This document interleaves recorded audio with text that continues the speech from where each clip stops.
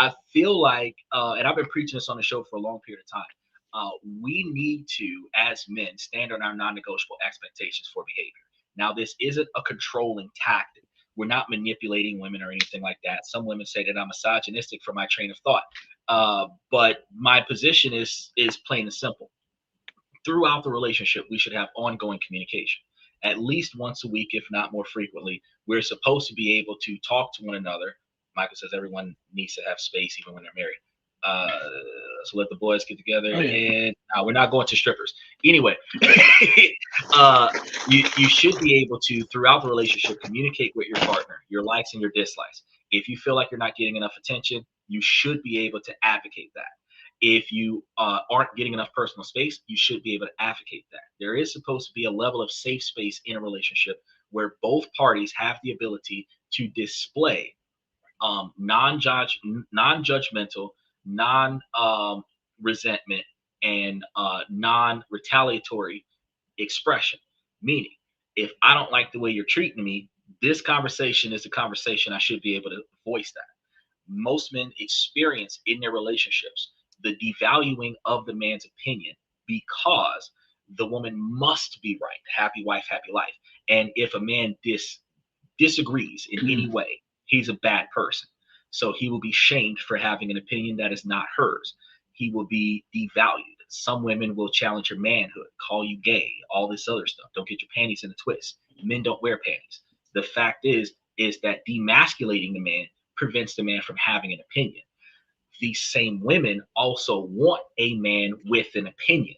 They want a man that can make a decision. They want a man that can take action without being told what to do. Now, this puts a double standard on how a man is supposed to behave. When am I supposed to ask you for permission to take action? And when am I supposed to uh, just take action? And I firmly believe that if you want a leader, and I'm going to be a leader, I'm not going to ask you for your permission to take action. I'm going to take action. I will inform you of things that are about to happen and ask you for your insight before actions are being taken. But when it is time to take action, I am not going to wait for you to tell me that it is good for me to go out there and make it do what it do. It doesn't work that way.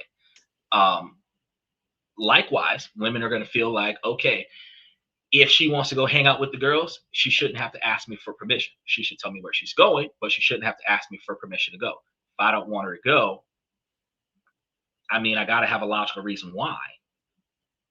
I would say for Halloween, it's not good to be out there after midnight because of the extra violence that's out there with law enforcement arresting all the drunks. It's a logical scenario. I'm not saying you Right. can't go. I'm just saying that I don't want you to go, and this is my concern. Now, if you go, you go. But if you end up in a situation where you might need some help, you should probably call me sooner rather than later so that I can come and get you out of that situation because you're going anyway. Now, that doesn't stop you from being an adult and making your own decisions, but being able to listen to your partner allows you to preventatively uh, not be in situations that you don't belong in. Um, and having a partner that doesn't respect you as a human being, whether it's a man not respecting his woman or a woman not respecting her man, being in that type of dynamic where um, the one person has all the control and the other person doesn't even have a say, that's not a healthy relationship to be in. I personally believe that as soon as you start making a list of things you don't like, you don't have to ask yourself, is there a problem? Because there's a problem. Have you ever owned a vehicle and didn't know if you didn't like it? As soon as you start finding fault in it, you're like, the seat don't move back like I want it to. The steering wheel's too it pulls too hard to the left. It's leaning to one side. I got to get the transmission done. It's leaking oil. When you start making a list, it's like, this is a shitty car, right? When you start making a list in your relationship, this Right. is a shitty relationship. It's the same dynamic.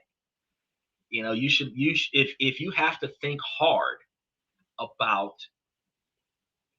how much you don't like the well, let me rephrase that. If you have to think hard to find fault in your relationship, you don't have any problems.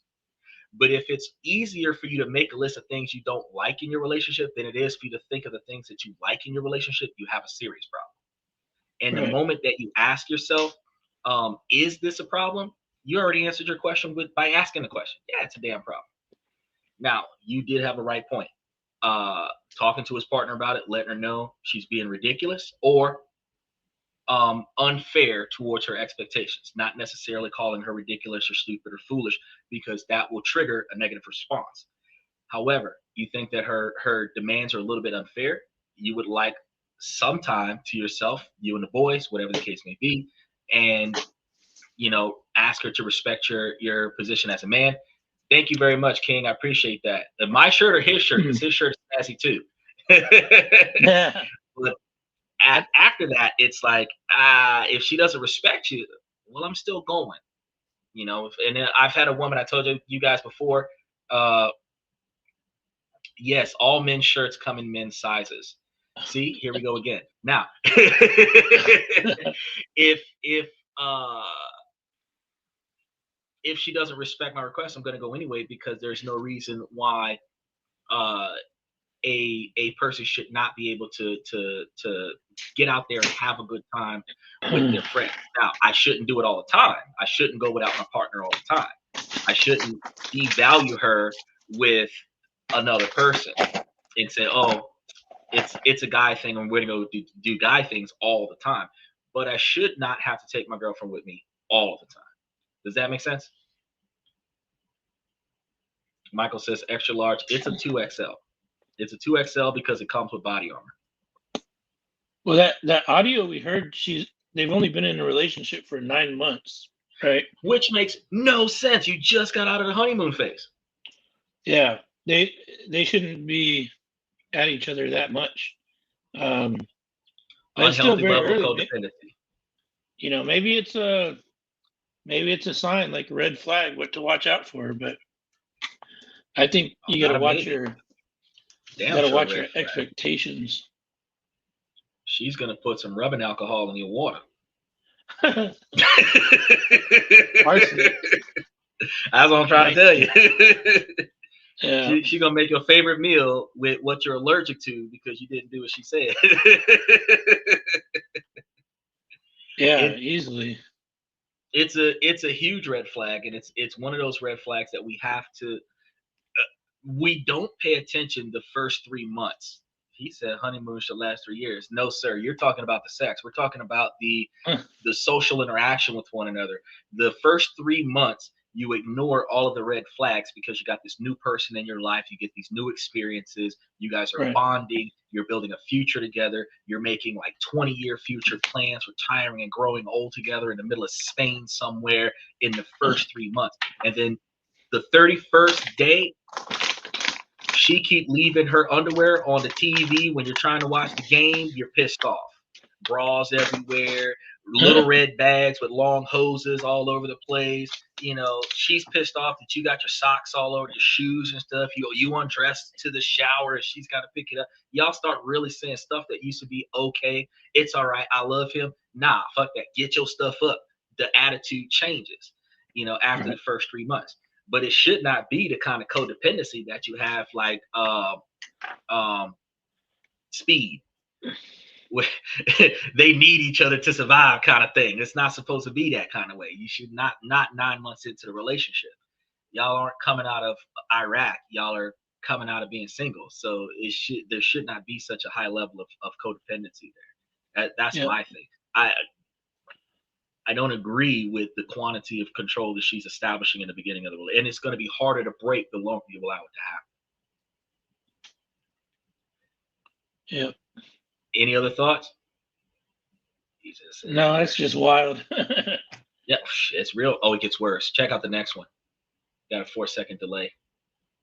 My wife, who's 38, and I am 39, have been together for 10 years, and this is what I'm always dealing with. I've been kinda down for the past few weeks. At this point, I don't remember exactly what the trigger was, but also, I don't have to, it's a constant stream of stuff to deal with. Anyway, I'd been avoiding talking to her about it because whenever I open up, the conversation follows a very specific pattern that I no longer have the interest or energy for. Every time I open up, I always come away feeling like my day would have been better had I just kept it in, so I'm keeping it in. But recently, we did a sound bath and reading, her kinda thing, and admittedly, That opened me up just enough to want to talk about it. I didn't actually talk, but when she asked again, I did. I started by saying I had been hold this in because it always becomes about how she feels about what I'm saying, and not what I'm actually saying. And, as predicted, that's exactly what happened. First, she tried to make the conversation about how she feels about what I was saying. When that didn't work, she got snappy and hostile, predictable. When I didn't react to that, she ended the conversation because she was overwhelmed. The whole time I'm staying cool, talking like I'm in a business meeting. We're ending day 2 following that interaction, and she's avoiding me / not talking to me. I'm not going to chase her. I'm over it. Literally, every time we get here I have to be the one to settle things, which usually becomes about making her feel better when this all started because of her own BS. I'm not doing it this time. If we walk around for a year like this, so be it, bring on the divorce papers, fuck it. But I've been slowly withdrawing from coddling her poor emotional regulation, and it is what it is. So I guess my question is, am I being rational or emotional? Dylan?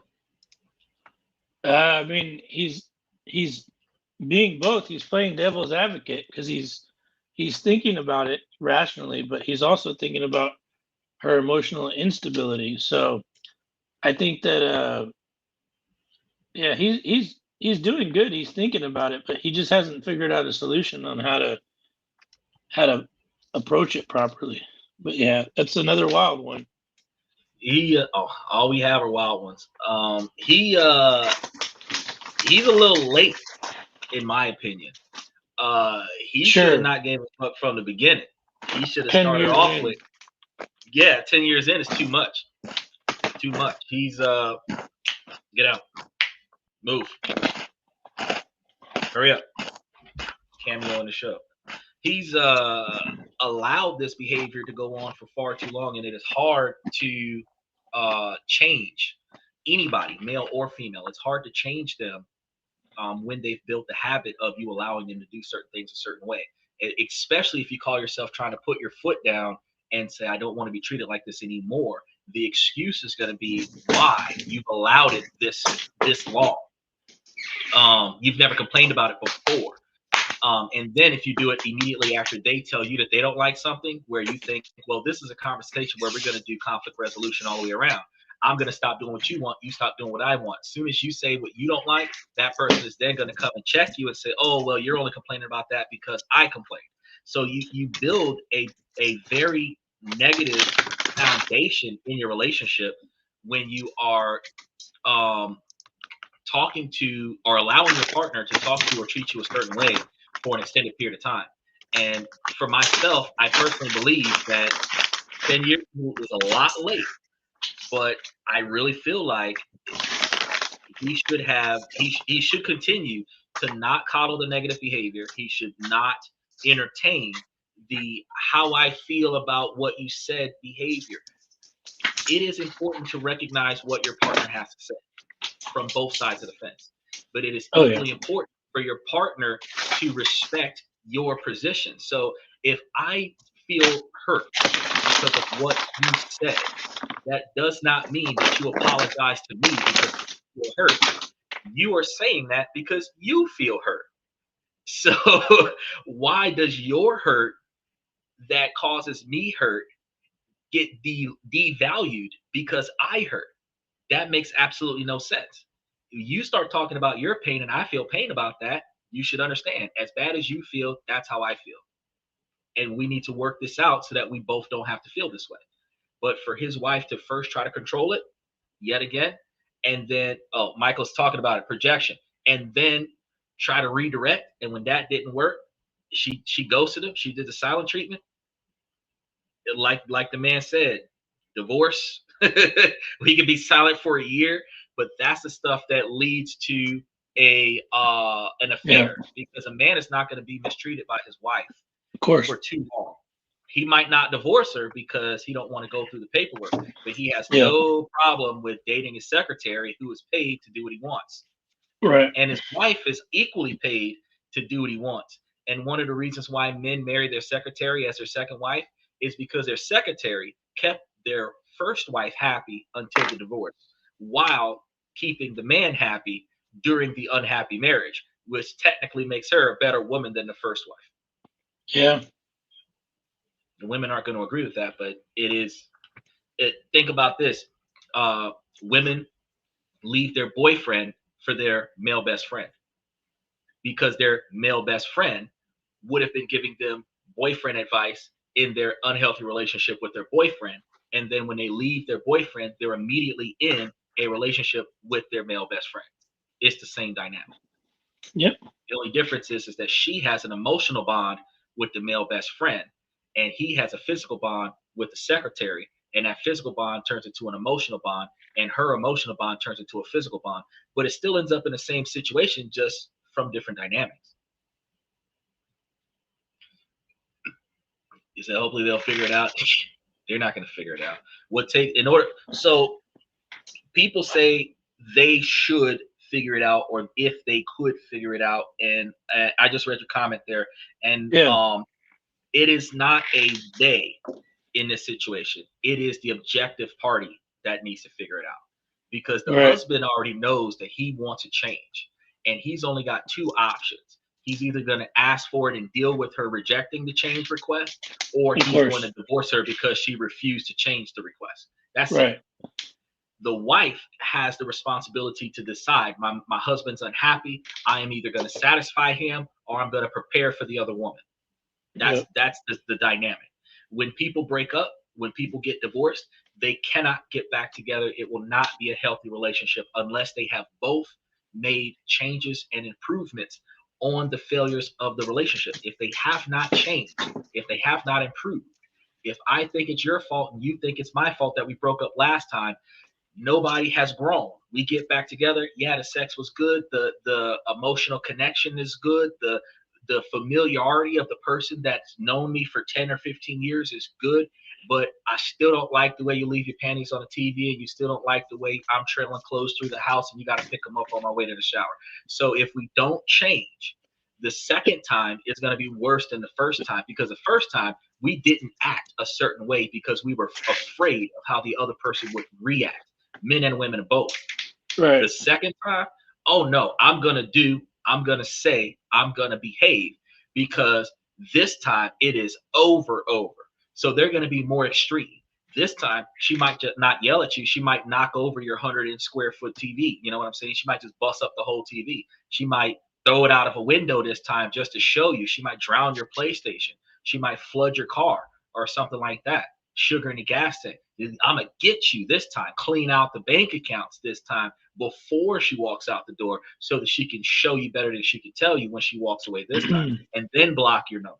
The leaving next time is going to be worse than the first time. So if y'all don't get it right, it takes both of you to work on it.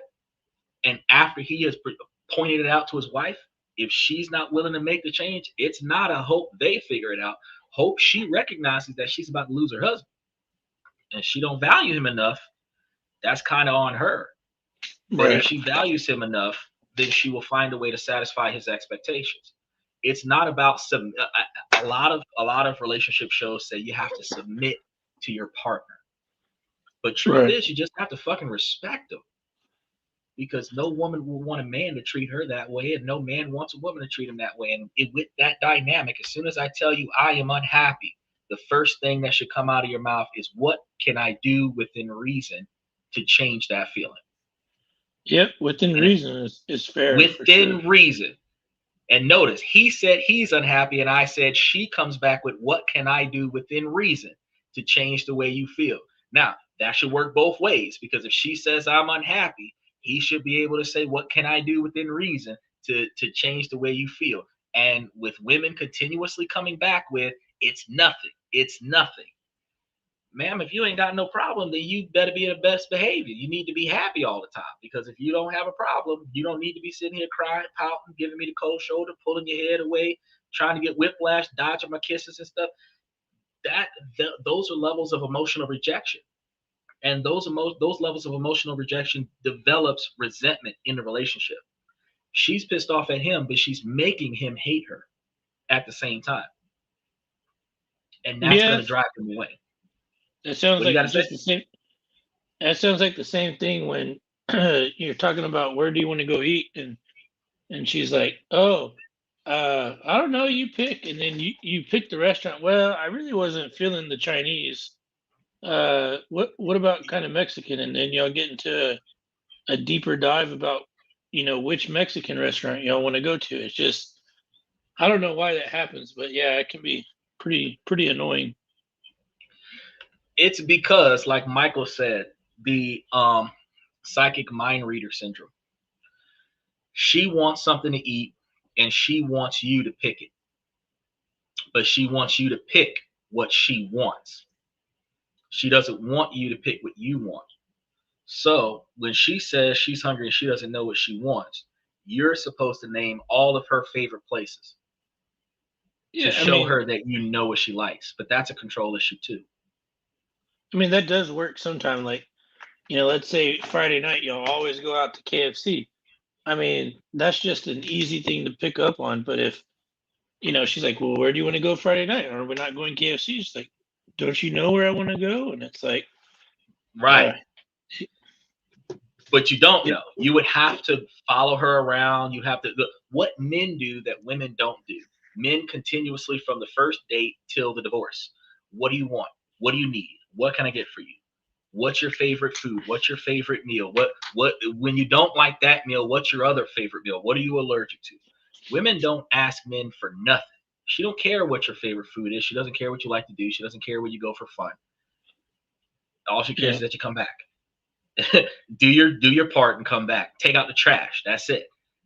So as men, we have to tell her, this is my favorite food. This is what I like to do for fun. This is where I want to go. But women don't like being told what to do. They find that to be oppressive. So it's hard for a man to get satisfied in a relationship when his woman does not want to find out what makes him satisfied. And it is complicated for a man to find out what a woman wants in the relationship when she dismisses the question by saying it's nothing and expecting you to know. And this is those dating tests that women do. Women test men probably far more than men test women, but men should be testing women because men are the prize.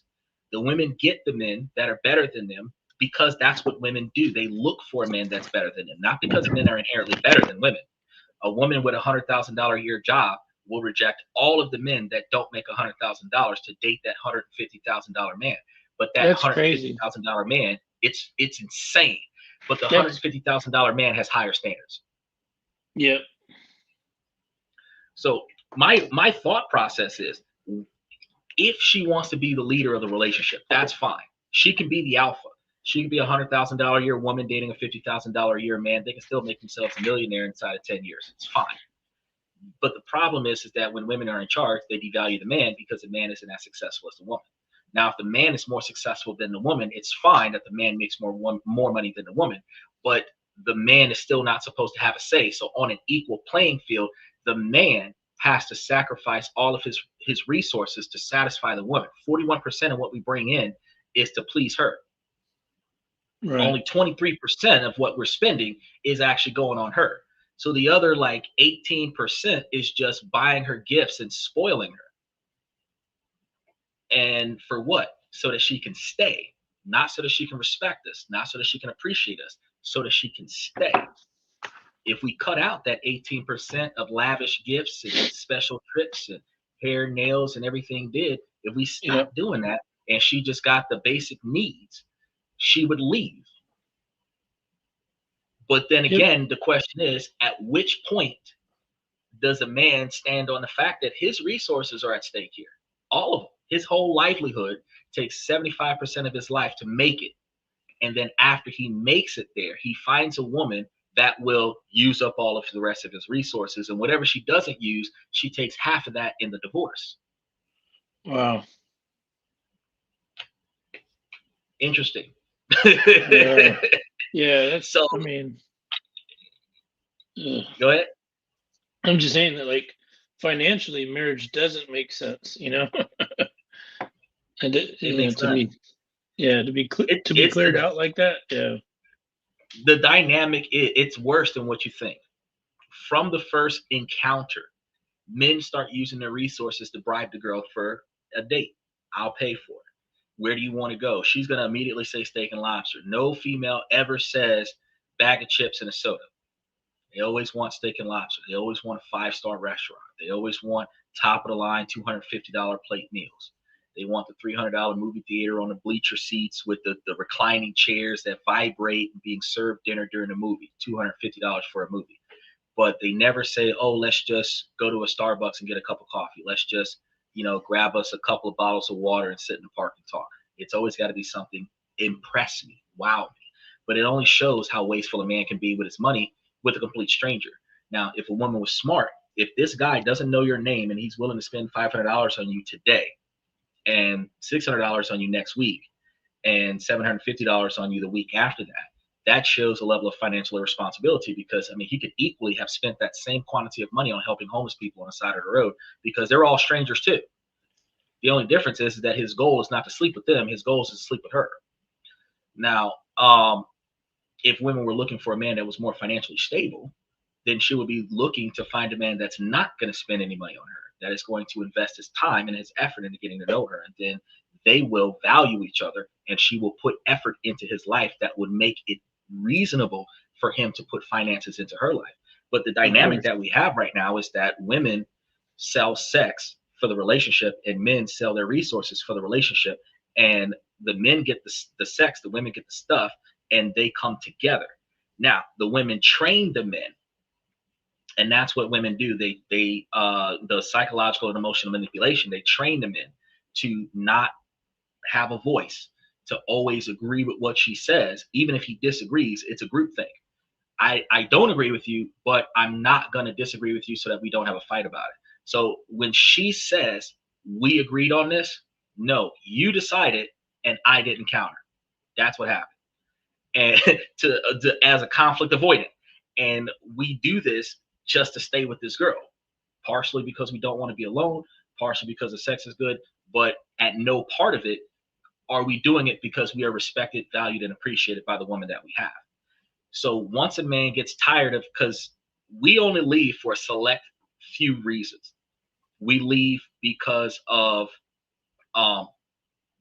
infidelity, because she cheated on us with somebody, especially somebody we know. That's going to make us leave. And then we're going to leave because of lack of respect.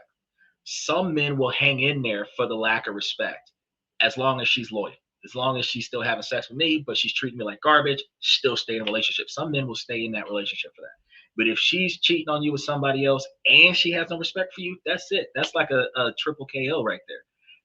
But a lot of men, even without the infidelity, get tired of the disrespect, and that makes them leave.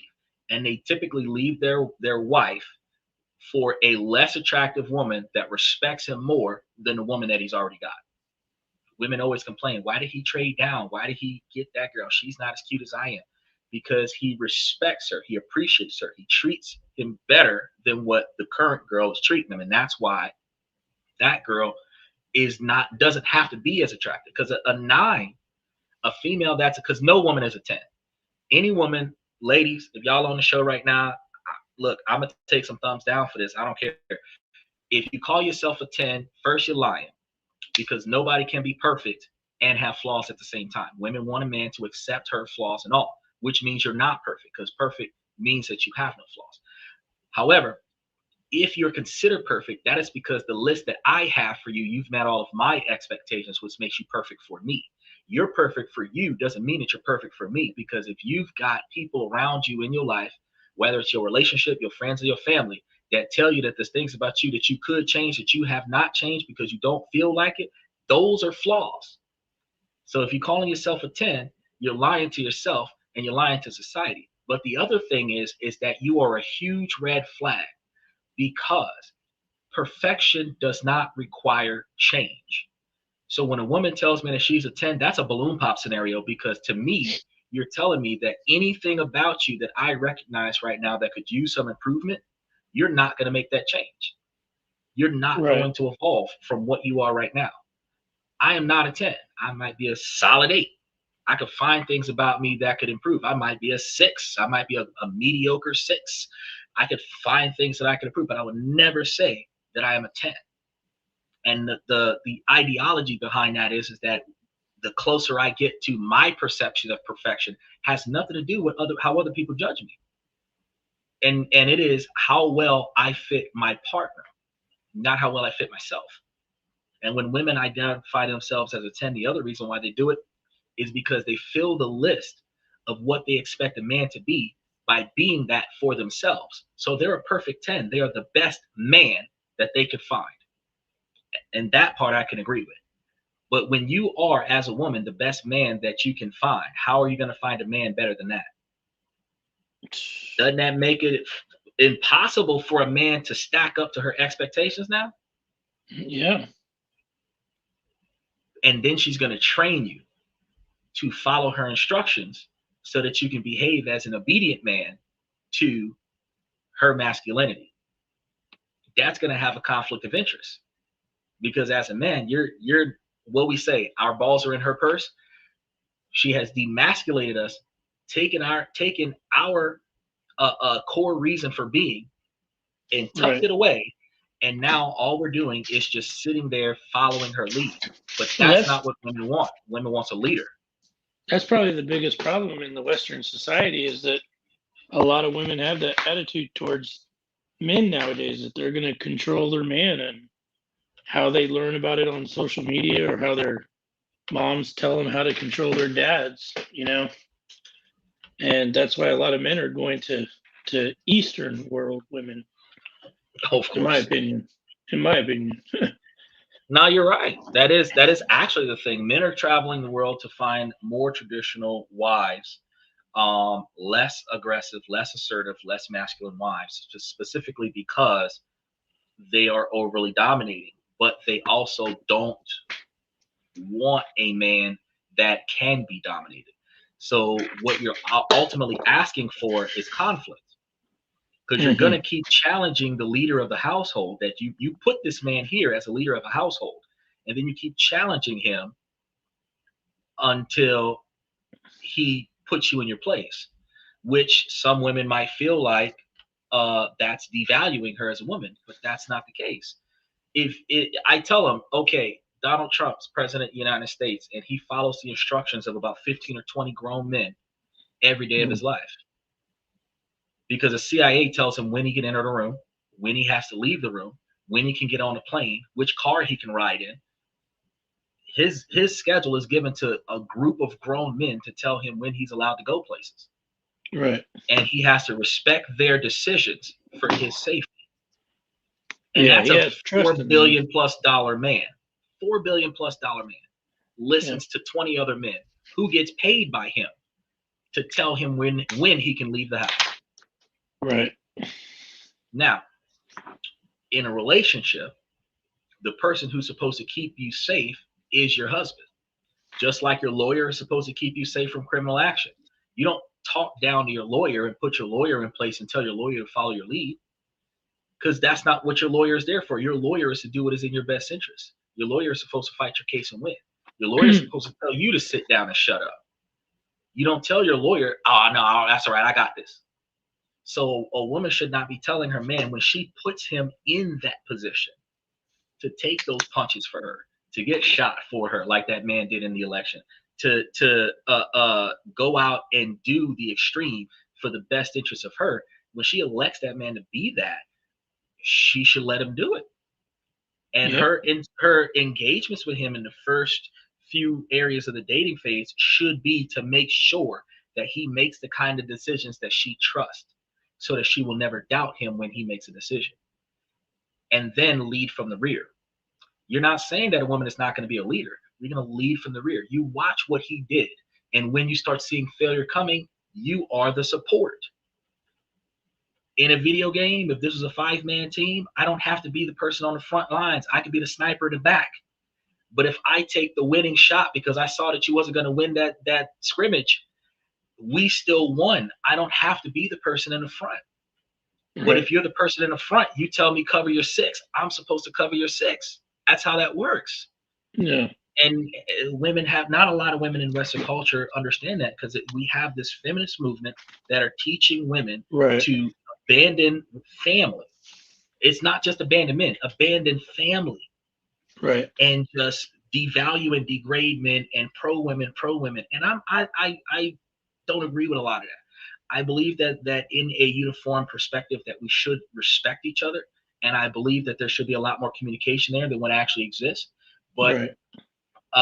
I don't believe that Yeah, this is the type of dynamic. Go ahead. I was just gonna say, yeah, that the biggest thing it seems like they're doing it is not having trust in their partner, and not having trust goes back to that whole projection and how they just start blowing up over the smallest things because they're just not having the trust in the relationship, But and they're teaching each other to abandon the family construct. yeah, they're teaching each other to be distrustful. Yeah, distrustful, destructive, and oh, you can do it by yourself, girl. You don't need him. And it's ridiculous to have that mentality. Right. Thank you, Michael Garcia. The thing is that every man tells the other men, all the men tell the boys, work it out, fix it, go talk to her, negotiate, compromise. Women like, leave his ass, girl. He ain't shit. You don't need him. You can do it all by yourself. Right.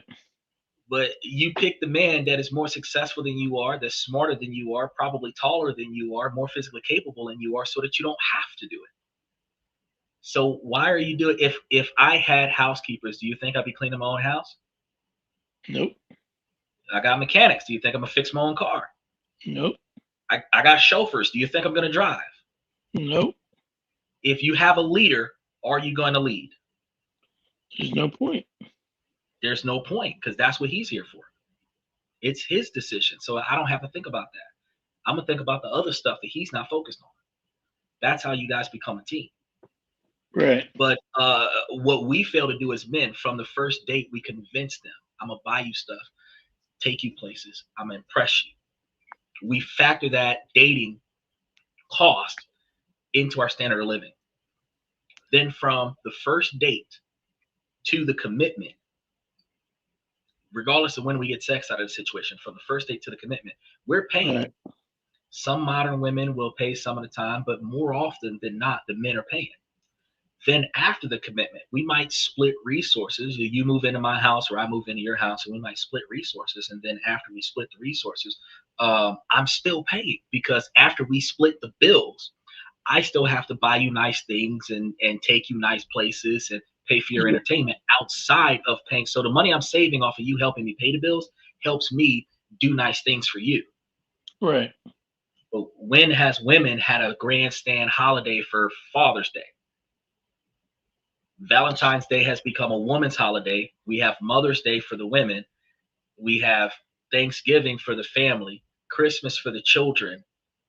Father's Day, the father barbecues in the backyard for himself and whoever the wife allows to come over to the house, and the father gets a tie.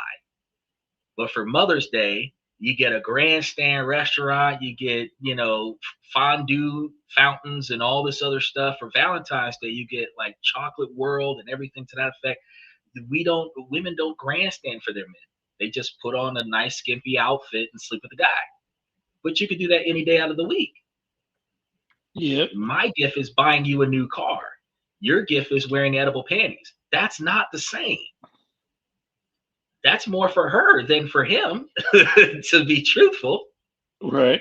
But we do that, and then it gets worse. Think about how bad this is, because now we've been dating for a while. Man's been paying for the relationship. He's renting this girl ultimately, and we don't realize it, but that's really where it's at. And then she demands an upgrade. Now I've got to go engage, propose. So now I've got to go and buy a ring. I've still got to pay for her standard of living. I still got to entertain her, and I got to take extra money out and buy a ring. She's going to protest the relationship until I buy a ring. Then after I buy the ring, which is supposed to be a third of my income, some of these women are looking for $10,000, $20,000, $30,000 engagement rings. And they disappointed if it's not that. Then I got, after I propose, I have to propose the way she wants it to be proposed, which will cost extra money. And then after we pay for that, then we have the dynamic of, I got to pay for the wedding. Her parents aren't paying for the wedding. My parents aren't even paying for the wedding. I got to pay for the wedding. So because she wants to get married, even though she is not doing what a wife is supposed to do, she wants to get married, I got to pay for that so that she can stop complaining. Now that I have a wife, she is entitled to half of my estate. If I die, she gets whatever I didn't spend on her before I die. And if we get divorced, she takes half of whatever I didn't spend on her when we divorce. Right. $30,000 is a house in Philippines. You're right. That's a lot of damn money. I mean, that's a lot of damn. It's just crazy because they've lost their mind as far as what money is worth. What is it? What does it buy you? I mean, in America, it doesn't buy you as much, but instead of investing it, instead of spending it, they could invest it. I've said that plenty of times. If you take the cost for the ring and you take the cost for the wedding and you put it into a stock option, high interest, the stocks that I be telling you guys about on a regular basis would be generating you between 17 and 22% interest on a monthly basis. And you guys would definitely be able to put that $150,000 to $200,000 for the wedding towards a stock option that be paying you almost $2,000 to $5,000 a month, where you would have extra money coming in to do fun stuff in your marriage and still be able to take your full-time job and pay for your day-to-day operation. And then you only really be spending like $50, $75 at the justice of the peace to get the marriage certificate to give you the $97,000 tax credit on the money that you're making off the stock option, which is better for you because now you don't have to pay Uncle Sam for all the extra money that you're getting that you're going to spend on your wife. You put that in a trust, she's getting a regular paycheck on a regular basis. That is way more fiscally responsible than putting on this expensive grandstand for 2 to 3 days to impress her network, not your network. Yeah. If most guys find out it is a job to be the best man. It is a job to be one of the groomsmen. I crashed a wedding and put in more work for the groom than what I did enjoying the wedding itself. I only went because I knew somebody that was supposed to go. I wasn't even invited, but I showed up. Man, I had to drive the groom to the photo op. I had to drive the groom and a couple of the guests to the actual ceremony, sit through the ceremony, drive them to the reception. I earned a place at that table. And it got worse. The wives with the children left me with the kids. I'm sitting over it. Then they had made me sing for them stuff. It was a Greek wedding. I guess it's because I was black. They thought I was supposed to be boys to men. I did it for them, but it was the principle, the fact that, wow, weddings is work. Wow. But the dynamic is all of this effort that we put in, and at no point does a man ever stand on his principles and say, no, I will not be treated this way. How you doing, Dan? Good to see you. And I think that if we did that more often, we would be in the type of relationship where we get respected more. Now, here's a quick question for you. How much do you think that it costs to date a woman in America on average, just based on your experience? I guess, when you start dating them, for sure the first coffee or lunch date's going to cost you at least $40. You're going to have to take the time to go pick them up, at least, a simple meal, $40. But if you have a follow-up date, it's probably going to be in the evening for drinks. And then it's going to be close to $100. So, finding out about what the person is and what their character is like, it's going to cost you $250 over 3 or 4 dates easily. And then that person might not even be the right person for you. Now, in that first 30 days, how much money do you think that you would have spent on, you said what, 3, 4, 5 dates? How much money do you think that a man would have spent? Yeah, at least $200 or $300. Over all 5 dates, or $200 or $300 on each date? I guess my standards for like what I expect to spend in the beginning is not a lot. I could obviously escalate it if need be in America, but I think that you could spend up to $1,000 on 5 dates. You really could, if you're really trying hard to go to nice places. But I think that's just a waste of money. in the beginning. Too. Okay, so between $250 if you're being frugal about it, $1,000 if you're trying to go over the top with it. Now, Right. how much does it cost to have a Filipino woman in your house for 30 days?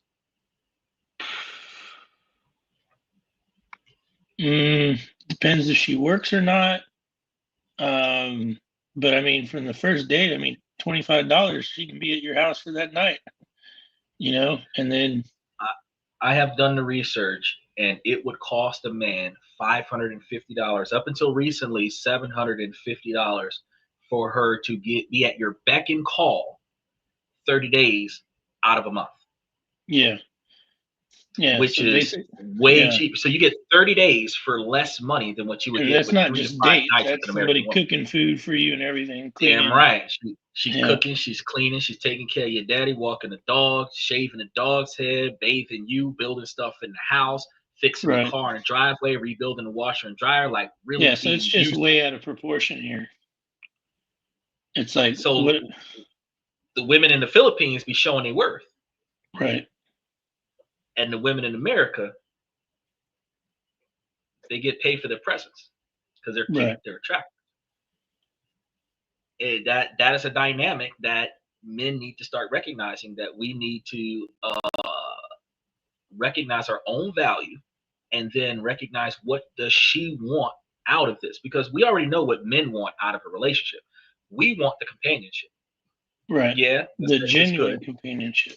But we want the genuine companionship, because frequent love affairs, one night stands, we can get that. We got OnlyFans, we got Backpage, we can order it to go if that's what we really want. But we move this girl into the house for the consistent, dedicated, it's a totally genuine different companionship. reason, Completely different reason. Women try to bulk all that stuff together. It's not the same. The genuine commitment that we're looking for from the woman is not what we're getting. We're getting indentured servitude as a man in order to get her to not walk out the door with the next man that's willing to spend more money on her.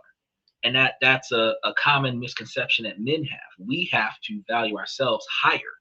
And once we've done that, it would change the way we interact with women, and it would save us a lot more money. It saves us the time too. I've been there and done that already. So if she ain't there for noble purposes, you're not trying to give her a second chance. I have women that will talk to me about my dog, and I don't even slow down in my pace, because it's like, you're interested in the dog, then that's not what I'm glad that you're a dog person, but I mean, it's got to be about me. If it's not about me, you can't use the dog as an icebreaker.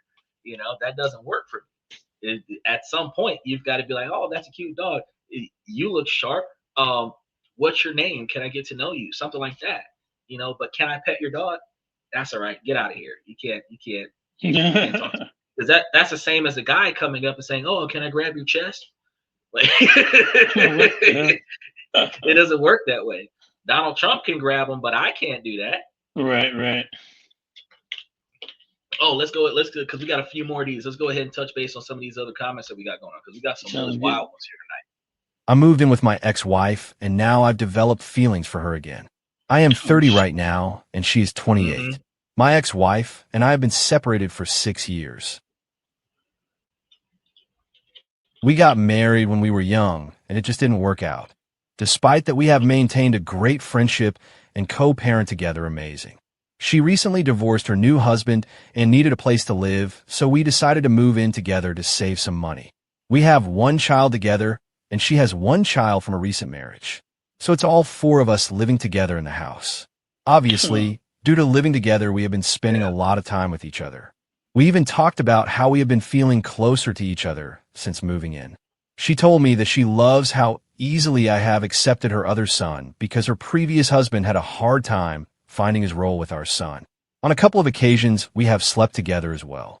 I thought this wouldn't be a problem because I am used to have causal hookups due to my time after we split. Unfortunately, I think the combination of spending so much time together and being with the kids all the time developed this idea of us being a family. We talked about it, and we decided to stop sleeping together because it makes it hard when we live together. She also told me that she is still grieving from her divorce and that she isn't ready for anything. She told me it has everything to do with her and nothing with me. But recently she's been talking to this guy a lot and has been acting differently around me. She doesn't text me as much anymore or hang out in the living room with me because she in her room on the phone with him. I know it's stupid because we aren't together and she has every right to be doing that, but I can't help but feel hurt and jealous. It just seems like all that stuff she told me about grieving was just an excuse because she is ready but just don't want that with me.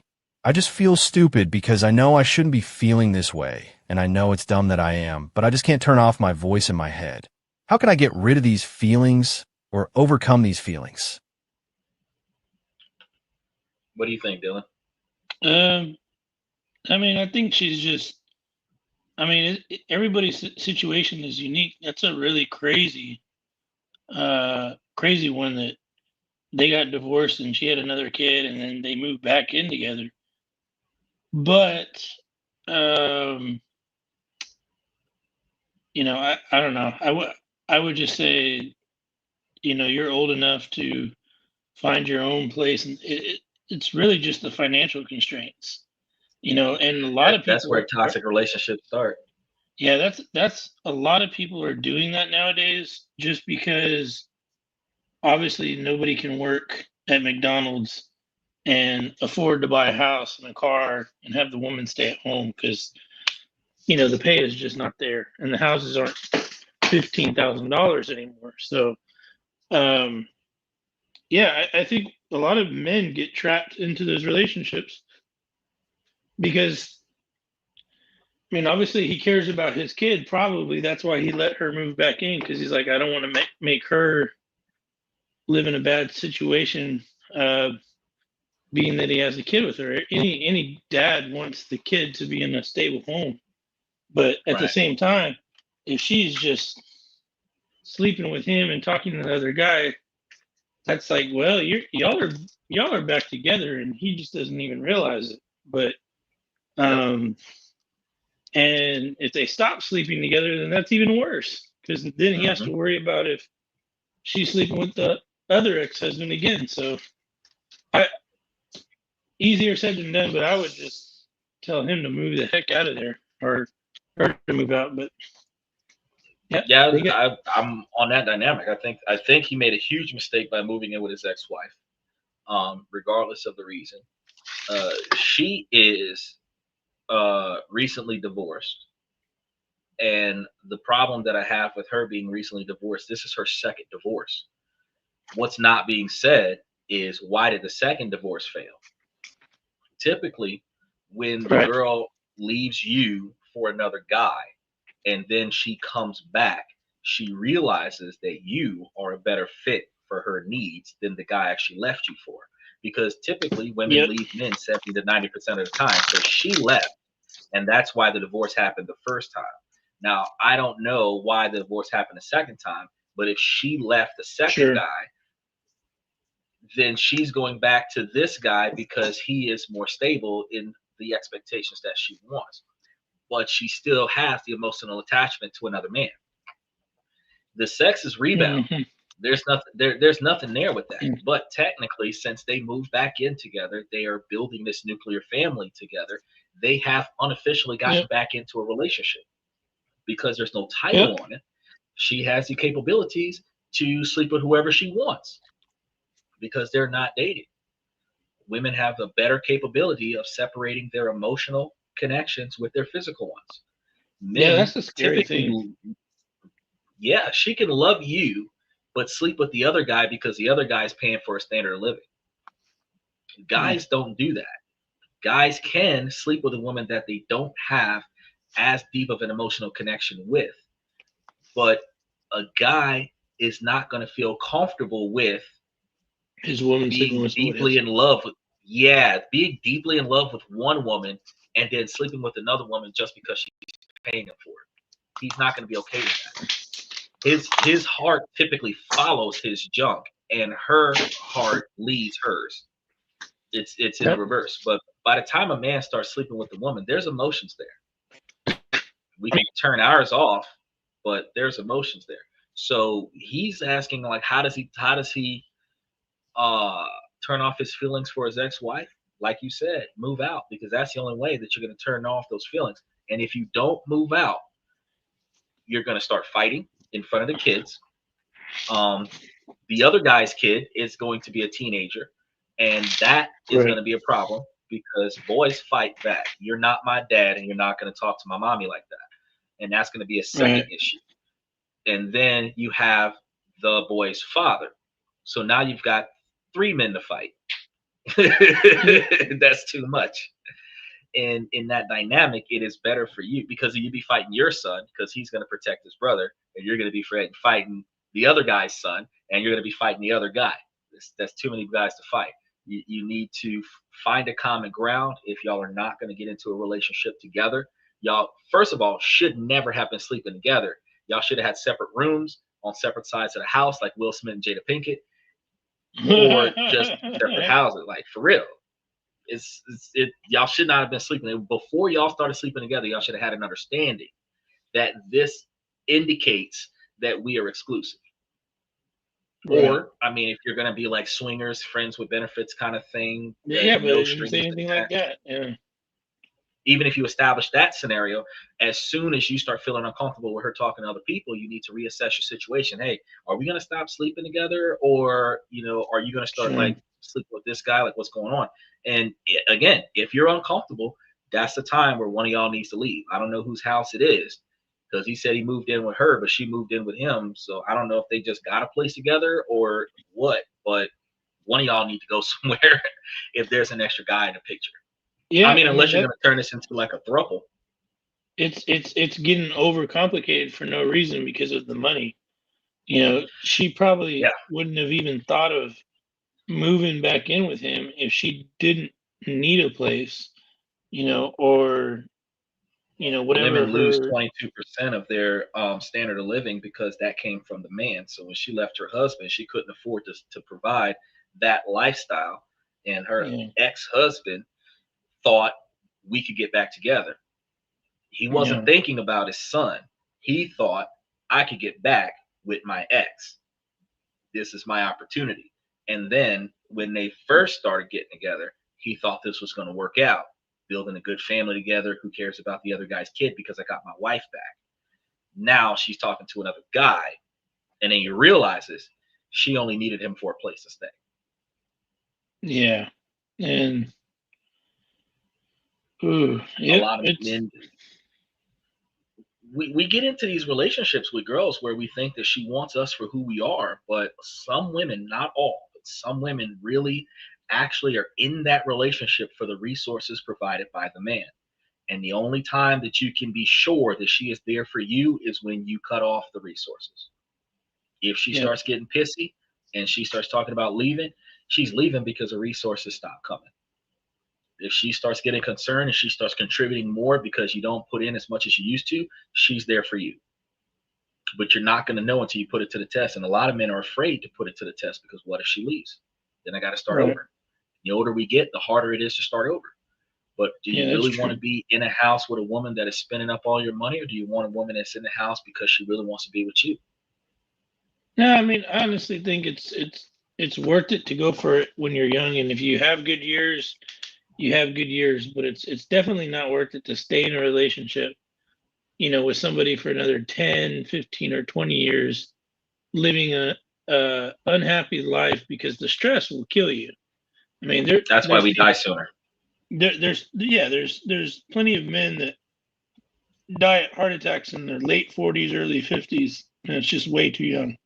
So the hypervigilance, we have the heart pain from the knowing that she's not here for us, and then we have the emotional push and pull because sometimes we get the intimacy and sometimes we don't, and then the high levels of stress, then the fights, the arguments, the emotional, psychological manipulation that both parties do, because it's not just women, men do it in different ways, but all of that leads to the hypertension, which leads to the strokes and the heart attacks, the heart failure, and men still have the rest of society that we have to deal with as well.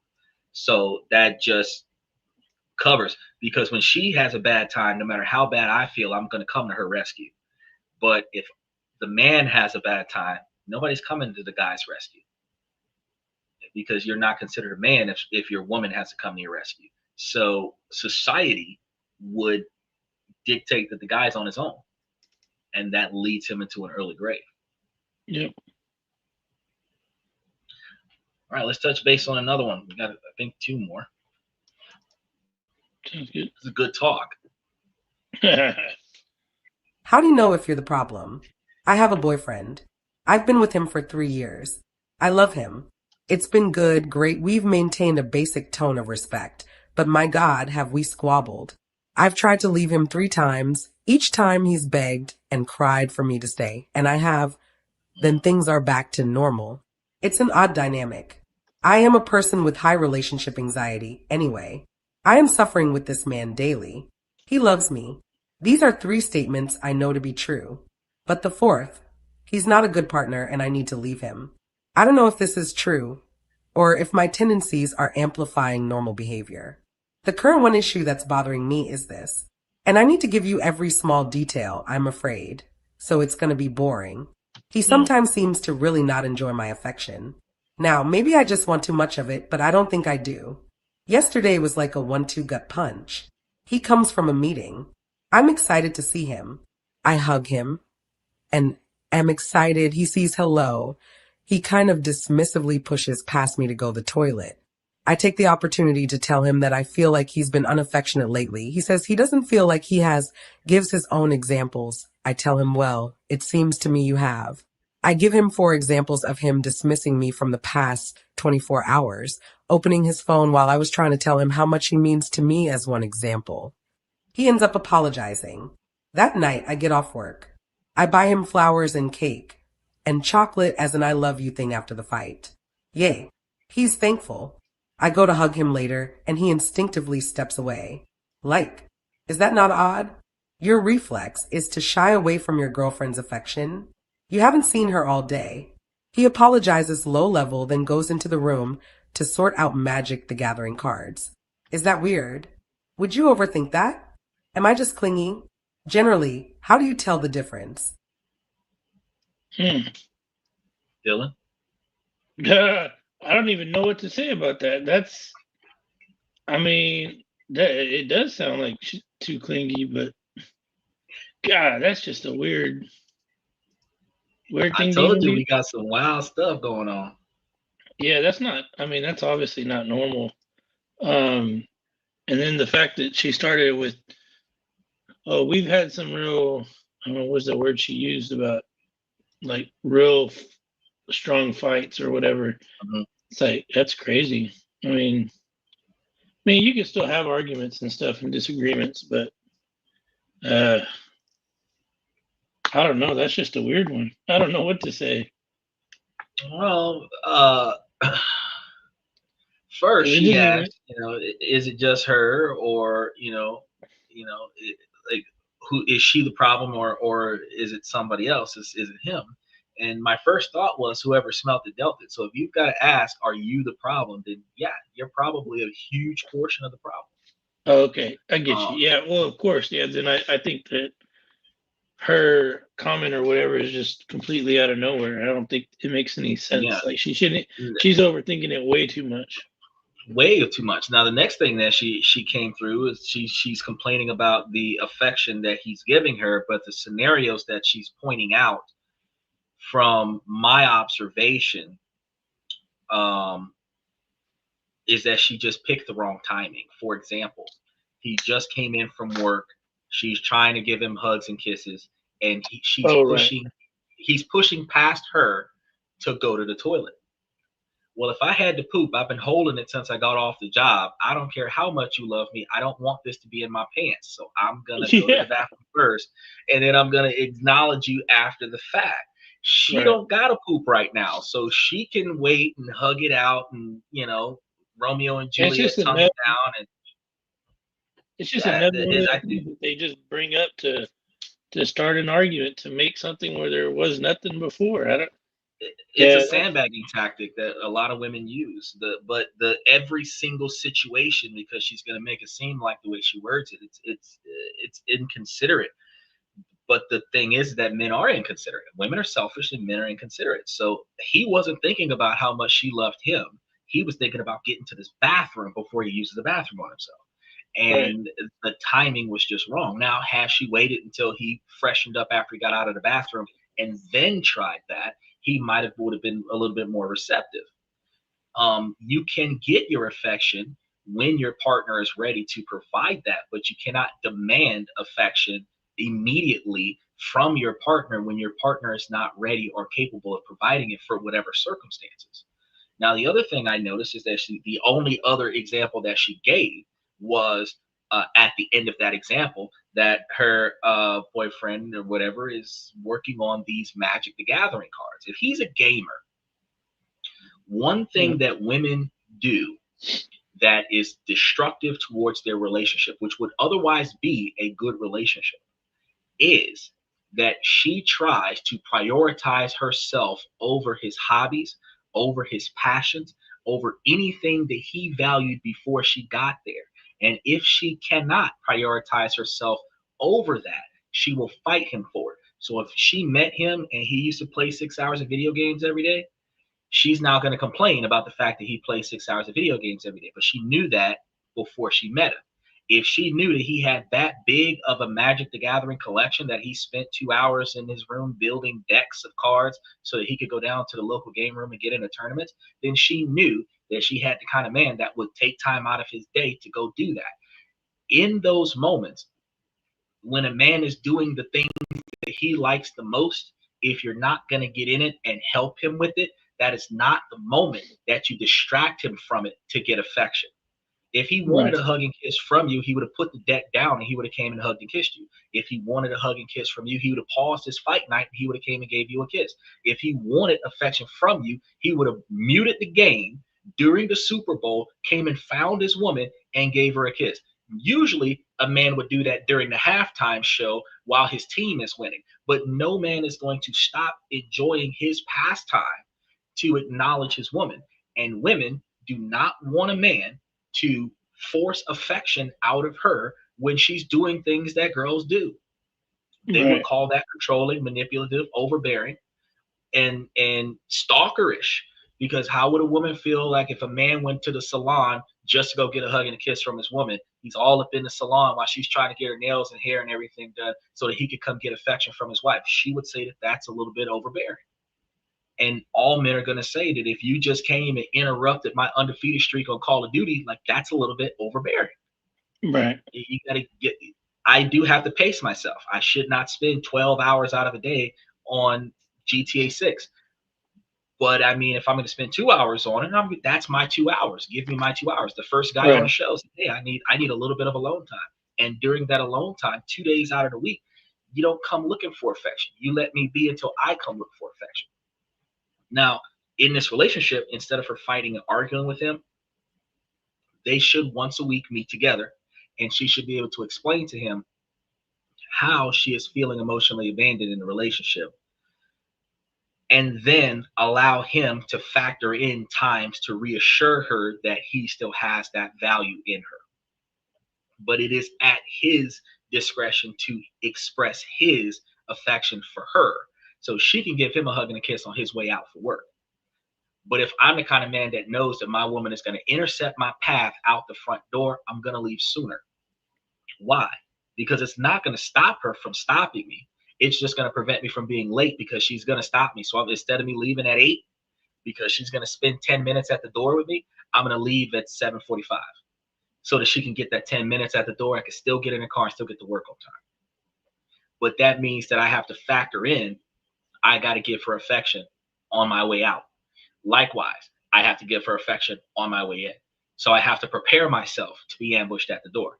Some men are going to love that early on in the relationship, but everybody, men and women alike, grow complacent to familiarity. So we go from enjoying it because we've never had it before to being annoyed by it because it happens too often. When we didn't have somebody cooking for us, we loved it.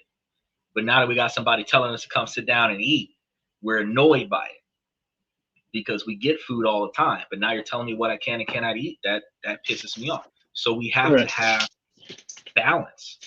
And a lot of relationships lack that balance because some partners get used to prioritizing their opinions, and then they forget to acknowledge the opinions of their co-partner. And that's when a relationship starts to crumble. And typically it happens when a woman is used to being in charge in a relationship, and then when a man starts taking charge late in the relationship, she gets offended by that. No man gives a damn if a woman starts being responsible, because we expect her to not be responsible. So when she starts being responsible, it's like, whew, that's one less thing I got to deal with. Of course. But when you start telling me I can't take the car to the shop because the oil light is on and stuff, now we got a problem. You're telling me I can't maintenance the vehicle because you want to take the car and have a girls' night out? Take the other car. This one's got to get serviced. You want to take the G-Wagon because you want to fit all your fat friends in the car. No. Take the Honda Prelude and go out there and let them catch an Uber and meet you there. Shoot. You break my axles, I got to pay for that. Right. But it's the principle of the fact that their selfishness for their personal expectations overrules any capabilities of uniformity and equality in a relationship, and that tips the scales of balance outside of the favor of a healthy relationship. Because again, in order for a woman to feel equal to a man, they have to oppress him in the relationship, and I don't feel like that should be a thing. They should find a way to be at his side, not on his neck. And if they can't figure that out, they need to go ahead and try to stand 2 steps behind him and let him do his thing so that she can see what's about to happen and catch his back.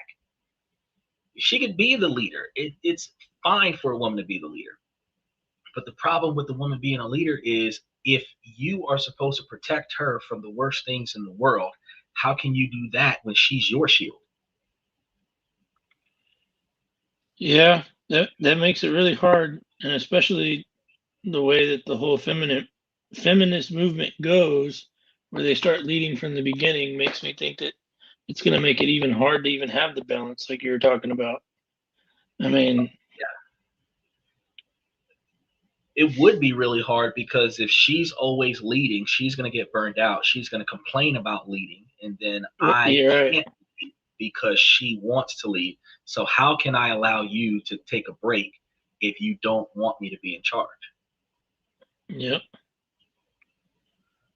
That's like working on the clock with somebody who works double overtime, and they're complaining about how tired they are, but they won't clock out and go home. It's like, bro, don't tell me how tired you are if you're not willing to clock out. Go home. I'll take over from you. Yeah.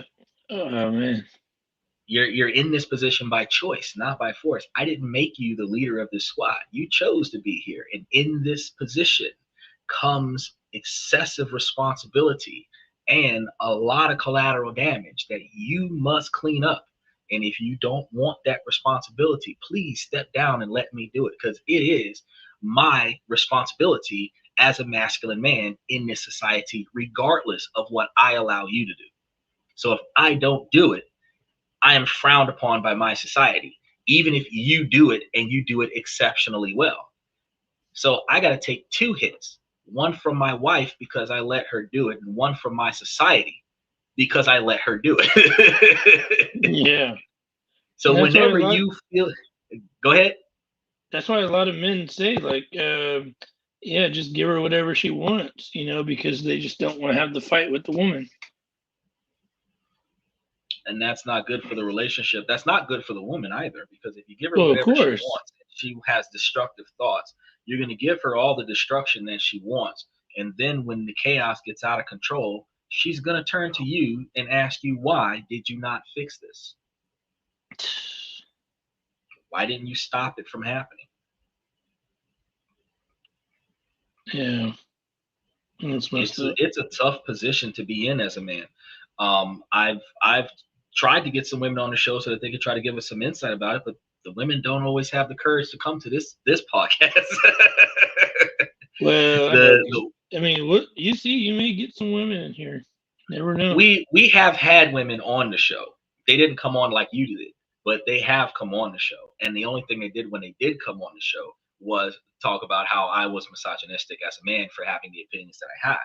But I explained to them, please validate your concerns. Like, tell me what you think. And they didn't have any opinions. We did have a few women that came in and they co-signed on what I had to say about things. And they came from a very highly educated scenario. Actually, I think I still have the saying from one of the women that was on the show when she was talking about Victoria B, when she talked about the value of a woman.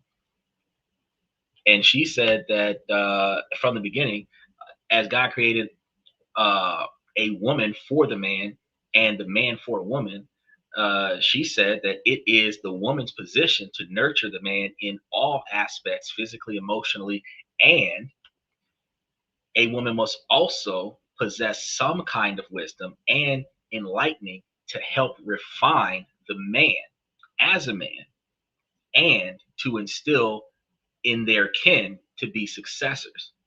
And I was like, whoa, that's like the most empowering thing that I've heard from a woman, because that's back when I was asking women the standard question: what do you do to deserve? What do you bring to the table to deserve what you get from your man? Yep. And most women can't answer that question, you know. But if you flip it on the other side and ask a woman, what does her man do for her? Period. They can go down a scroll.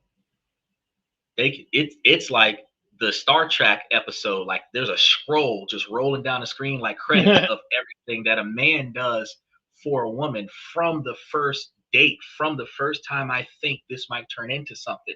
He's making sure she's not cold, making sure she's not sick, making sure she's fed, make sure she get home safe, calling her, checking on her. You know, make sure she don't hit her head on the table. Make sure she don't slip and fall. We pulling out chairs so that she don't fall off the chair. We open the door so that she don't walk into the door. Like some of us, especially back in the day, we used to cover the water pedals so her feet didn't get wet. You know, we go the extra mile within the first 48 hours. What she did showed up. So I asked women, what do y'all do for a man to deserve what y'all get from him? And that's when women are like, I can't touch this podcast because this ain't a red pill, blue pill, black pill podcast. This is a podcast of uniformity. You want to be valued and respected by your man, and I strongly agree with that. But men want to be valued and respected by their women. So if you can go down a list, if you've got a boyfriend or a husband, and you can go down a list of things that your man do for you that you are proud of, can you go down a list side by side and match him and all the things that you do for him that he should be proud of? Most women can't. I don't understand why. They just can't. So when the men start complaining, it's not because the women are bad women. It's because they forgot in this relationship that they have a duty to their husbands and their boyfriends that their boyfriends and their husbands have for them. It's a symbiotic relationship. So once one partner slips and stops focusing on the other partner, that's when the balance tips.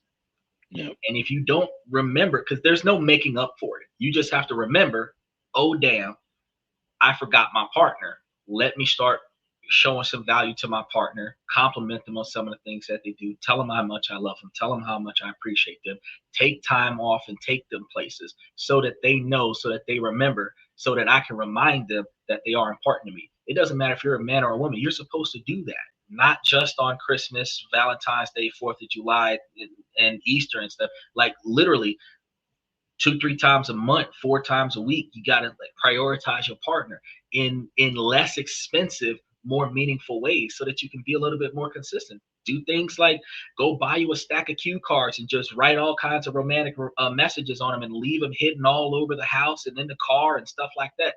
I used to do things like go buy that little $3 rose from the gas station when I put gas in the car and leave it on the dashboard of the car, and then take the other car and go somewhere with it. When she comes back to get in the car that's full of gas, there's a rose on the car.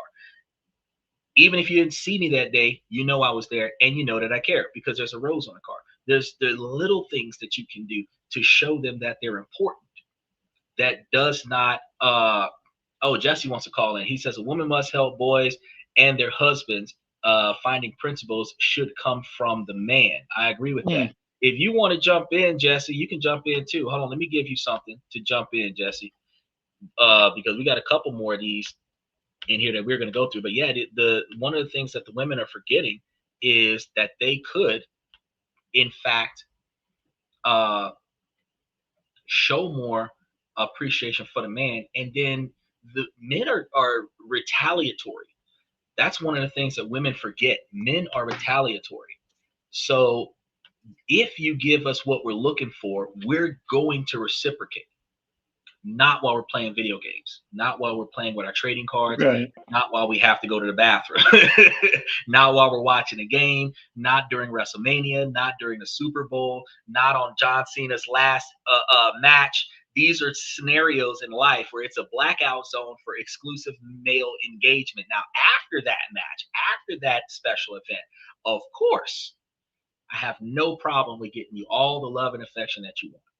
But don't stand in front of the TV when I'm drinking beers with my buddy, watching the game that he came all the way over here to watch so that I can acknowledge you now. That is inappropriate. You could come behind us, give me a kiss on the cheek, or something like that. You know, if I get up to go in the kitchen and go and get us some beers instead of me asking you to do it, which would be showing my wife some respect. While I'm in the kitchen, I can give you some affection while I'm in the kitchen, getting me and my homeboy something to drink. But at the same time, you're not supposed to hold me hostage in the kitchen and have me missing the event that he came over for. And that is mutual respect. I mean, I can't think of a lot of the activities that women got going on that a man actually wants to intervene in. But we have guys that will go to operas. We have guys that'll join book clubs. We have guys that'll be the yoga, Pilates, that be the only man in a room to show his woman support on whatever she values. Now, if she wants to put on the team jersey of the boyfriend or the husband and sit there and root for the team and be part of the game, yeah, that's fine. But don't stop us from being us, because no woman wants a man to stop her from being her. That's my dynamic. Jesse, if you want to click the link, approve the mic, approve the camera, you can jump in here with Dylan if you want to get on. If you want to call in. He said, gotta go, guys. Gotta be up soon Monday. Take care, everyone. I appreciate you coming by, man. If you, because we do got a couple of more here. So I appreciate you coming in. And feel free to dive in again, because tomorrow we're going to be talking about the chaos with the people getting shot by ISIS. And then Monday is going to be a tough day. And then we're going to be talking about the layoffs that happened during the shutdown. Yeah, but it's not related to the shutdown. It just happened during the shutdown, where they downsized because of AI technology growth. So they're firing. The better that artificial intelligence gets, the more humans that are making the artificial intelligence get fired. So we're going to be talking about that and some ways to pay attention to your severance package and how to devolve from that. And then Tuesday we're going to be talking about some stock options. So if you want to dive back in any day during the week, feel free to let me know, and I'll throw you right on in here, buddy. All right. Take care, everybody. You have a good night. We're going to continue on as Dylan steps out for the night. Have a good night, Dylan.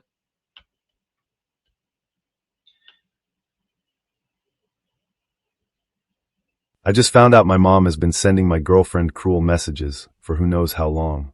I don't know how to handle this. M36/F32. Generally, not much rattles me. My friends call me a stoic, emotionally constipated idiot. And they're not wrong. Which is why we're all still a little stunned that the love of my life is basically my opposite. I've been with my girlfriend for 8 years, known her for 10. She's quiet, gentle, brilliant, an actual whole-ass professor, and genuinely one of the kindest people I've ever met. She's silly, shy, goofy in the best ways, and loves to poke fun. I love all of it. I love her more than I've ever loved anyone ever in this lifetime. But last night, something happened that I can't let go of.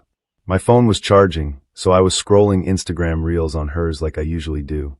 One of her friends met her. Normally I'd send back some dumb reaction photo, so they know it's me, just a thing in our circle. But it wasn't a joke. It was screenshots my girlfriend had sent her friend, and the friend was trying to comfort her. I hesitated, then opened the screenshots to read better. And I'm glad I did. I don't even regret it anymore, because what I saw were multiple messages from my mother. Cruel ones. And the timestamps weren't all from the same day. So I don't know how long this has been happening. A week? Longer? No idea. Some of the messages my mom sent. Maybe he hasn't proposed because you haven't given him a child. Men don't marry placeholders. Most recent. This one makes me see red. I can't even imagine how my baby felt. If you stopped dressing like a teenage boy and put on some makeup, maybe he'd see you as a wife instead of one of his little friends. You're keeping him from his family. He used to visit. For clarity, I'm the one who pulled back because of her behavior toward one of my sisters. That's a whole other issue. So nothing to do with my girlfriend. You think you're special? You're lucky he even brought you home. Girls like you don't get commitment from men like him. Like, what the hell is this? You're not good enough for the life he deserves. Reading them made my stomach drop. They were hateful and completely false. There's even more, but these were the ones seared into my brain. And my girlfriend didn't tell me about any of them. She's just been carrying this alone, smiling, laughing with me, all while this garbage was sitting in the back of her mind. My girlfriend avoids conflict. She hates upsetting anyone. I get it. It's easier to talk to a friend first, and my mom can be intense. She probably didn't want to put me in a position where it looked like choosing sides. But I've chosen, and it's not her I'm angry with. I'm furious at my mother. I'm exhausted by this. She knows how much my girlfriend means to me. She hears me talk about her constantly. I really thought she might actually be happy for me. At the same time, I don't want to make this harder on my girlfriend or make her feel exposed. So here's where I need advice. Do I tell my girlfriend gently that I saw the messages, that I'm on her side, and she doesn't need to shield me from my own mother? Or do I handle my mother privately and not bring it up unless my girlfriend does? I just want her to feel safe and supported. And it makes me sick that she's been dealing with this alone. I mean, actually sick. I'm just watching her make breakfast, and what's the best approach that prioritizes her well-being first? All right. How you doing, Jesse? Good to see you today. Hey, what's up? I'm hanging in there, man. Nice. So what do you think about this? I thought, based on the options that were given there at the end, I'd say handle privately. You always want to. I think it's better to handle things, especially a matter like that, to handle things individually with your spouse and then individually with your mother. It's always a danger having your wife deal with your mother. The mother-in-law is always seen as Satan in their eyes, and you're better off dealing with these things individually. And for his case to say, I've seen these texts or I've seen these messages, don't ever say that. You're better off just saying, I understand. You're better off saying, I'll speak with my mother. It's better to handle things individually. And I appreciate talking with you. It's I've been a viewer. I'm a fan. I think you're an intelligent guy. Oh man, I've been doing my best. Over the past few years, I've been doing everything I can to make sure that I bring you guys the most informative information possible. I curate it, I check it, I double check it, I triple check it, I try to check it right before the show. Causes me to step in here late some of the times because I have to update numbers when I start talking about the stock options and investment opportunities. And it is a huge challenge, but I love it. I love what I do. I love sharing this knowledge and information with you guys. And it is common knowledge that most people could access, but the internet is so full of everything that we get information overload and we just stop looking for stuff. Then we end up with tunnel vision and we only focus on the stuff that entertains us in the moment. And we stop thinking about all of the opportunities that we have in life and all of the different ways that we can improve our life. So I'm glad to know that you're still a fan and you've been here for a long time, because I remember you from way back when, and then you stopped commenting and I was like, well, people come and they go. You'll circle back eventually. But when you came back the other day and you were telling me how much you benefited from some of the information I gave you, I was ecstatic because I changed the way I live life based on the information that I found. And then I just started sharing this information with everybody else. And I am super ecstatic to know that you benefited from it as well. Absolutely. It's you know, the first time I came across you, like I said, I was trolling. I was messing with all kinds of people as I was scrolling through YouTube, and you took it on the chin. You thought, you handled it well. You laughed back, and I thought, okay, this guy can take a joke. I'll hear him out on what he's saying, and you seem pretty level-headed. I'm a little bit more interested in the political side of things. I know you seem a little more left-leaning. How would you describe your politics? Logic. I can't. I don't even know which side is left. I know that if it doesn't make sense, I'm going to question it. I believe that from my political side of things is that you should vote in the best way that it fits your money. You shouldn't vote Democrat because you're a Democrat or vote Republican because you're a Republican. You should look at the policies and how the policies change the way you make, save, and invest money. And then you vote to keep your money in your pocket. Or if you don't have enough money coming into your pocket, vote to put more resources into your household to subsidize the money that you don't have in your pocket. But you shouldn't vote specifically because you know who the politician is, or specifically because you claim to be from a specific political party, because voting Republican doesn't change your household, but voting for the policies that took away your benefits changes your household. Voting for a policy that takes away from your rights changes your household. So anybody who voted for a politician that puts restrictions on guns and you have a house full of guns, if you vote for a politician that takes away from your right to have choices about your kids, if you have a politician that you like, this generation, more than 75% voted for Trump, and now we have people not being able to have their LGBTQ rights that they had prior to him being in the office. But he said in Project 2025 that he was going to put a stop to stuff like that and bring it back to the traditional Make America Great Again standards. So if you know that same-sex marriage and sex changes and all of these things were frowned upon in the 40s, and he said he's going to bring it back to that era, if you are part of that community and you vote for him, you're voting against your interests. Totally disagree. So two things. First, I want to ask you a bigger question, but to the point that you're making that as a there. Hypothetical that you would be. I was saying that you would be voting against your interests if that's what's happened. If you voted for a person that's going to push that, and then right. But here's the thing. Here's the problem with that. Trump is the first president to be elected into office supporting gay marriage. Barack Obama didn't support gay marriage. George Bush didn't support gay marriage. Bill Clinton didn't support gay marriage, and every president before that didn't support gay marriage. It wasn't until Trump that a president was elected supporting gay marriage while they were elected into office. But it wasn't Trump. The transgender issue is a whole separate thing. I mean, they like to throw the transgender thing into the same category as the sexual stuff. Right, I view it completely different.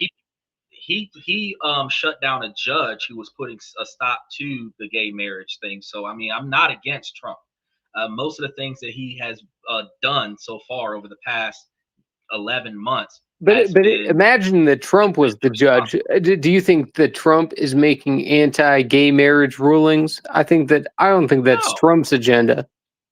No, that's not his agenda. It just happened while he was in office. No. Well, and you're saying that maybe he's appointing judges that are not putting through what he wants. Hypothetically, Donald Trump said that he was going to make changes towards that multi-gender scenario, which he did.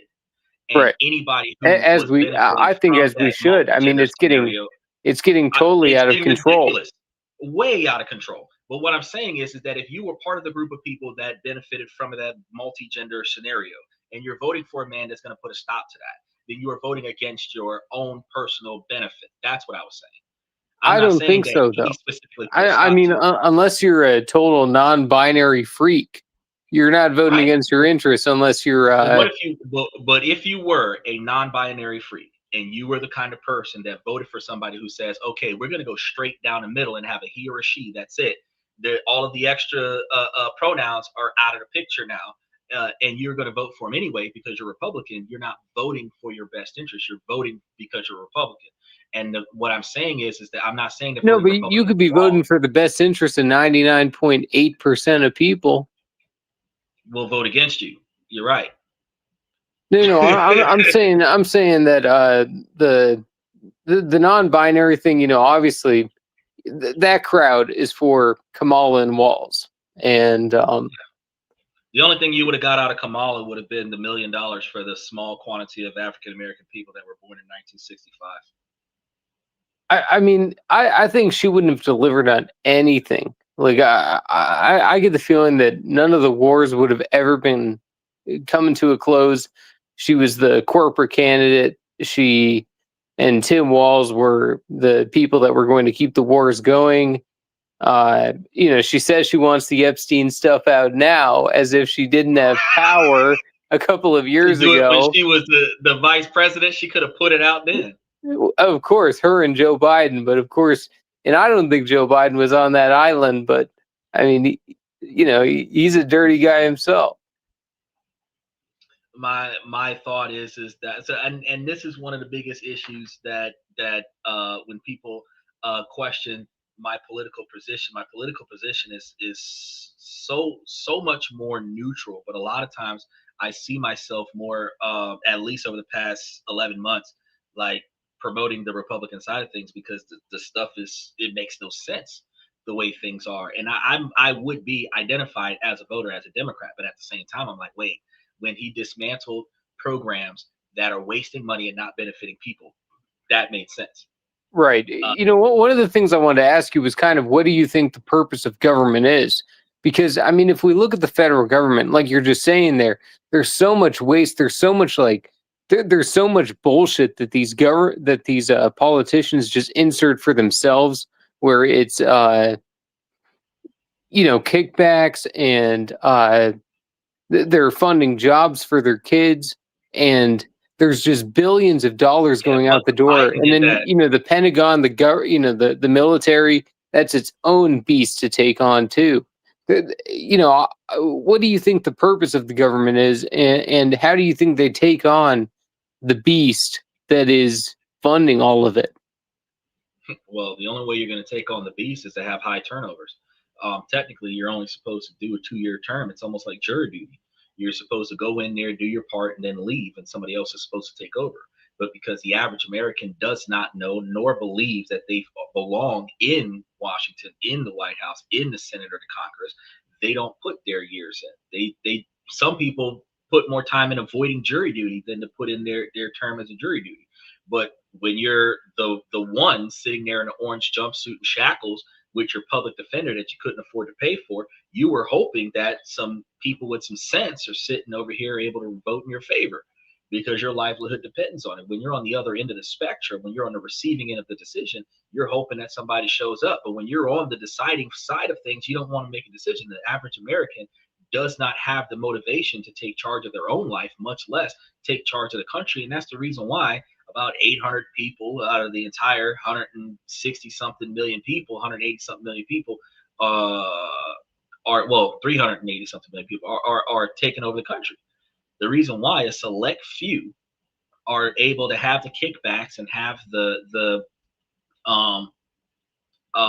underhanded deals and the backdoor antics and hidden budgets that only a select few quantity of people know about it. When those people leave office, that money is locked up because nobody knew that it was there.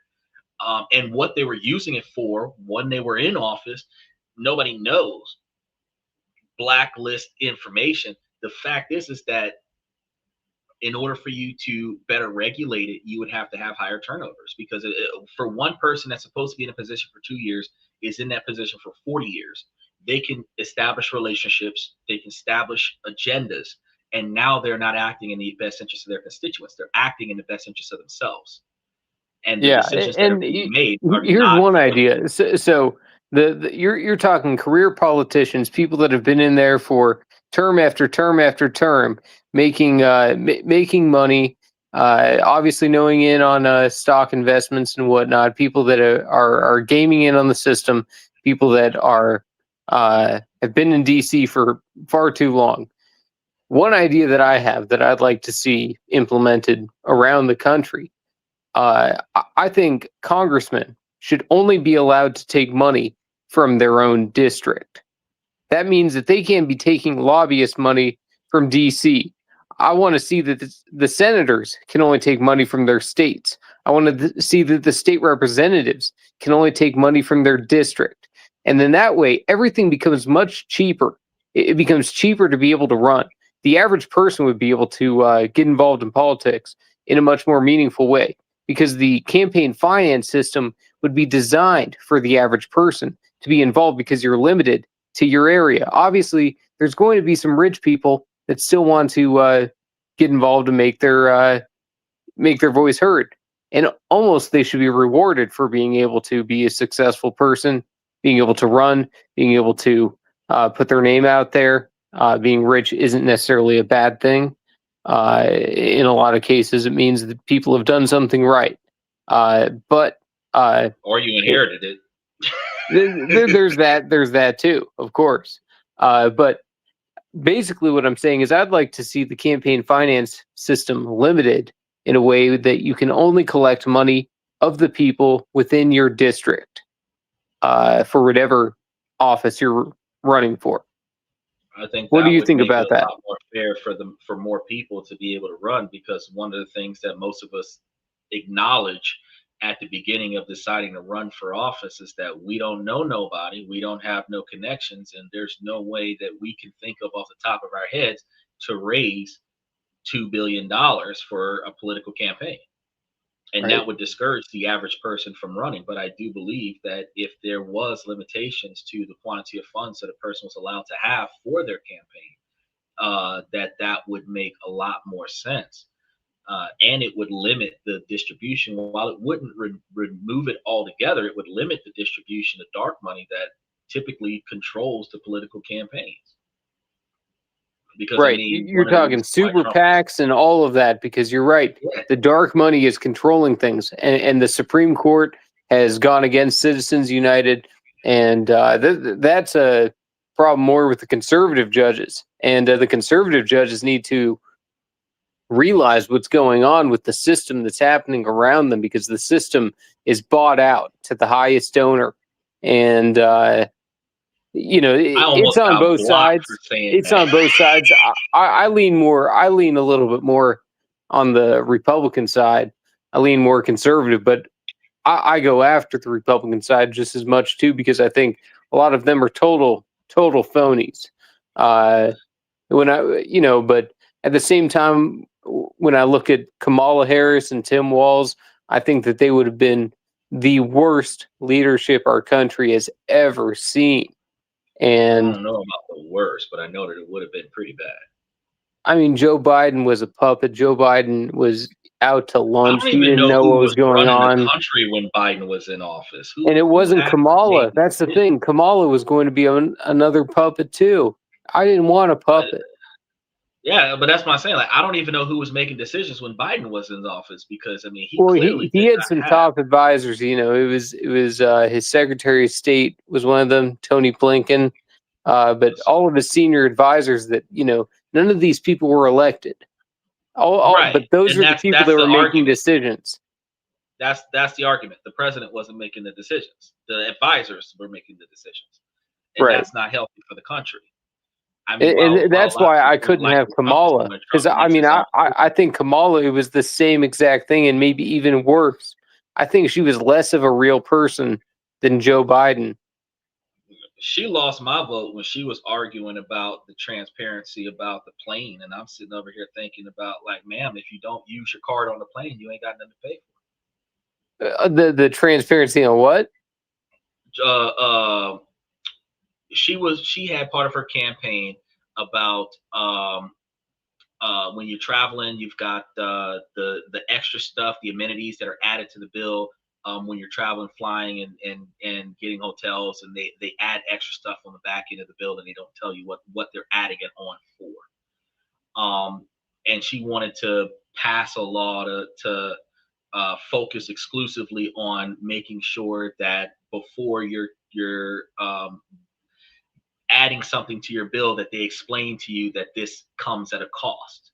I covered a whole show about this right before I covered the dark money scenario, and I there's so many red flags that hit my podcast because of it. Like every platform warned me of political dishonesty. So did you think that it was going to raise costs for airplanes or something?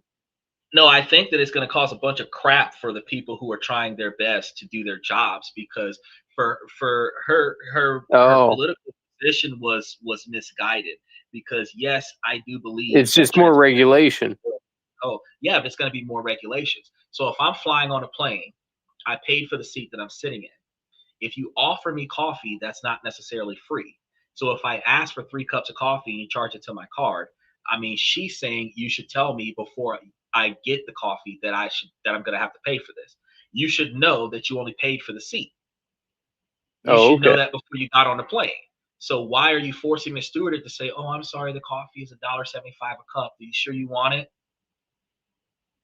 I mean, come on. See. You buy a hotel room. You've got a mini bar. The mini bar is not free. Everyone knows that. Oh yeah, well, and that's the thing. I think that Kamala hasn't been in the real world in a long time, and I think that she had a lot of ideas that were not realistic in practice, and she would have been a total disaster. I couldn't imagine her negotiating with some of the top world leaders. I mean, you look at Vladimir Putin, you look at Xi Jinping. These are people who are at the top of their game, who are ready to strike at any single moment. And then imagine Kamala Harris, who would be giving a word salad in a press conference and then be running away from the media because she couldn't do a press conference. At least with Trump, Trump isn't perfect, but at least with Trump, he deals with the media and he owns them. He puts it right back at him. When I looked at one of her campaigns and she had those women out there shaking their behinds during a press conference, first time this has ever happened. In Texas. And I lost respect in that scenario, because you should not have a female president promoting female pride in a masculine environment of leadership, having women devalue themselves on stage right before she starts talking about how we should push more abortion laws, which takes away rights from men. I'm sitting over here looking. This is a lot of double negatives. This is the worst. Oh, and that's the thing. I'm in Minnesota, and in Minnesota, Tim Walz totally lied throughout that entire vice presidential debate. Did you watch that VP debate between Tim Walz and JD Vance? I turned it off. Okay, but you definitely probably saw the beginning then, where Tim Walz had those like deer in headlights eyes. Yeah. I mean, that guy is a total joke. I mean, he was supposed to be the closer for the Democrats, and instead he was the joke. Why didn't they? I don't know. Obama wasn't going to do it again. Here's why. I'll tell you why he got chose. It's because Kamala got along with him best. That was the standard. That was the standard that she used. And here's the thing. She said that she had 36 hours or whatever to choose between her, Tim Walz, Josh Shapiro, and someone else. I think she, obviously she said, we can't do Pete because he's gay. She said Mark Kelly, the Arizona senator. It was between the three of them. Obama wanted Mark Kelly, but she chose Tim Walz because she got along with Tim the best. And then, obviously conservatives say that Josh Shapiro was the best choice. He's the governor of Pennsylvania, who is considered to be a little bit more moderate. He's a Jewish guy. He signed bombs with Zelensky that, we're going to kill Russians. I'm not sure that would have been appealing to the average American voter, signing bombs. Right. That's a move that Nikki Haley did too. Some of these people do these things and you think, do you really think that's going to appeal to us? Because I don't want someone signing bombs. I think that seems crazy. but that was what I was saying when you first asked me about my political position, is that we don't pay attention to these details when Right. we're selecting our people. We're going off of Vibes. who we know or the political party we represent, and we're not actually voting like, hey, that guy is not going to benefit us signing bombs. We don't need that. We need somebody that's going to be promoting change and improvement, and we should be voting for the change and improvement. And that's why when you were asking me earlier what I thought, that's why I gave that example. But the only people that I had on the top of my head that were complete opposites of what they were voting for was Trump and Kamala Harris, because Trump is doing a lot more things than what people who hate Trump expected him to do. But the people who voted for him, who are fixated in certain areas that they're not going to benefit with some of the immediate changes he's going to make, but his changes are going to have long-term benefits. So, for example, recently we had this issue where there's supposed to be some dismantling of some of the healthcare situations. He said he was going to privatize healthcare.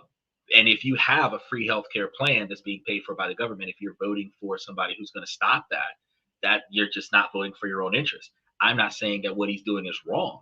I'm saying that if you pay attention to what benefits you in life, and then you pay attention to what this person is planning on doing when they get into office, if what he's planning on doing contradicts the way you want to live your life, you shouldn't be voting in that direction.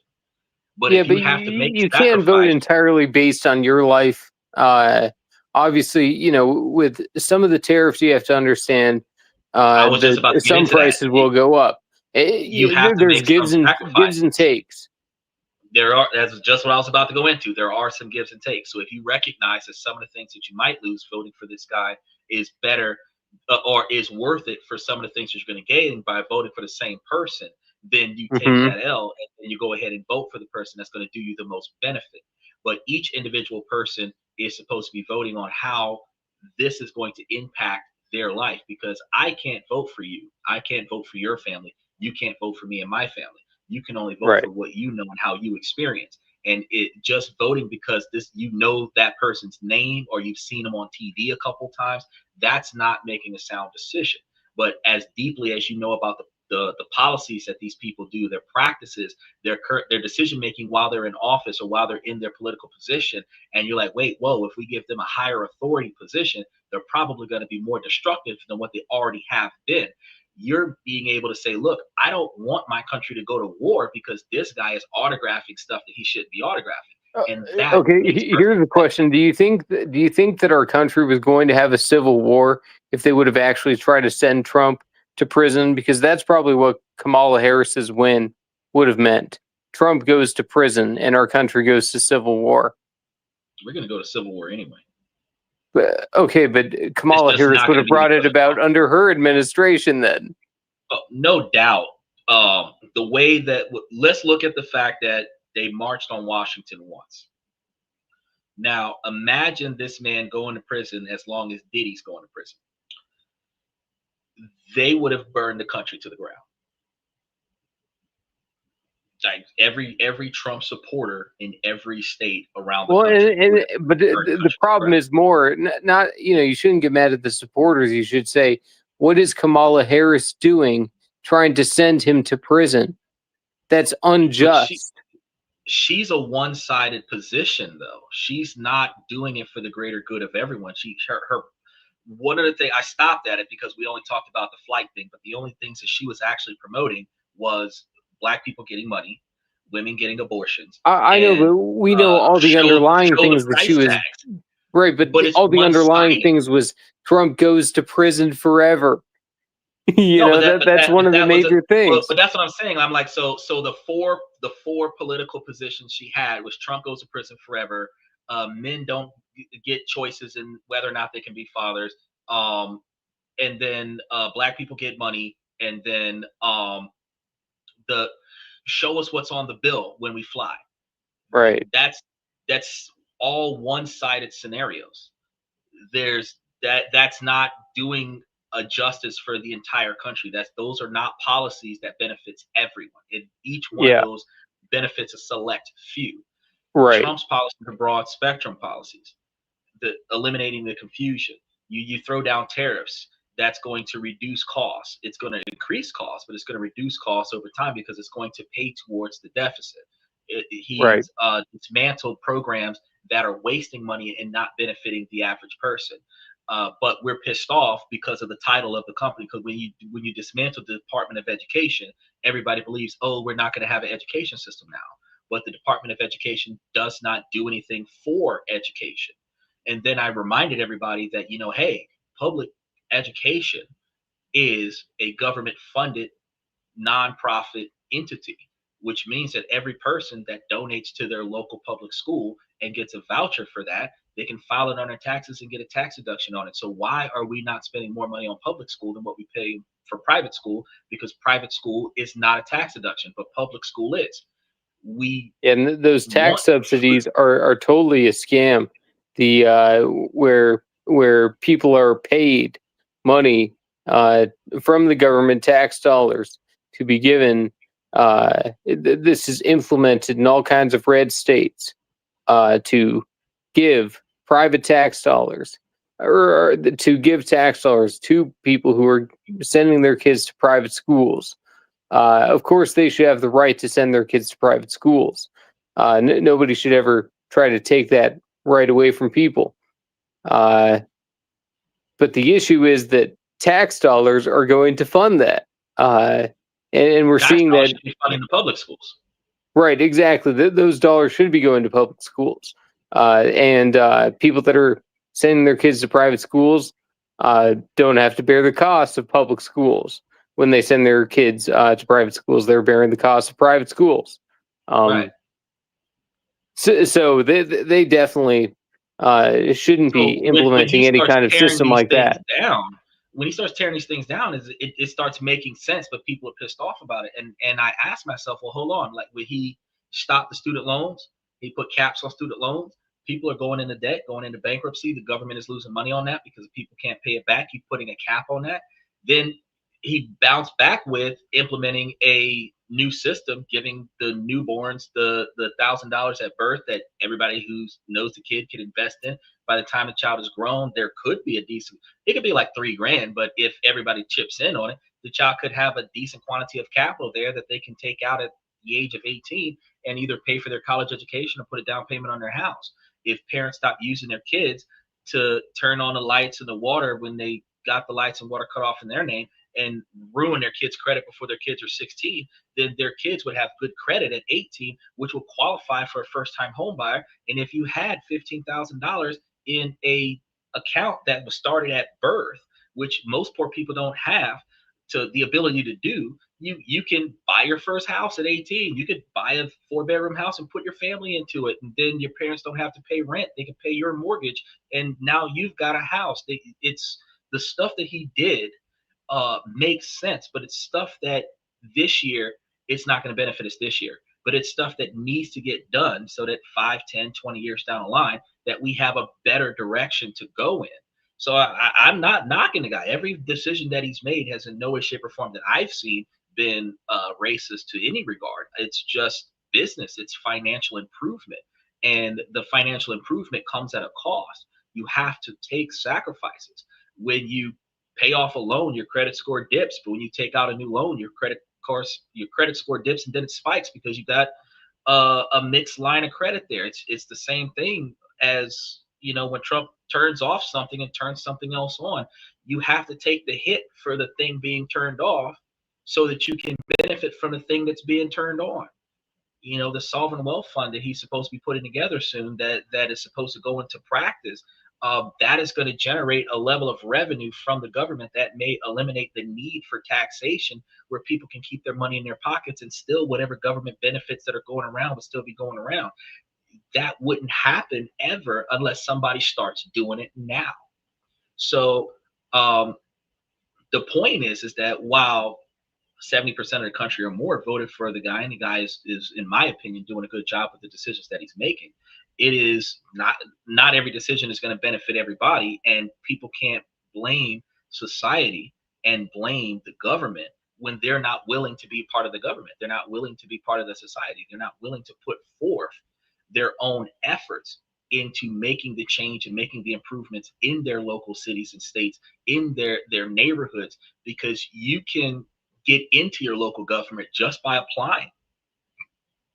Ironically, even in some situations with a criminal record, you could be an impact in your government if you tried.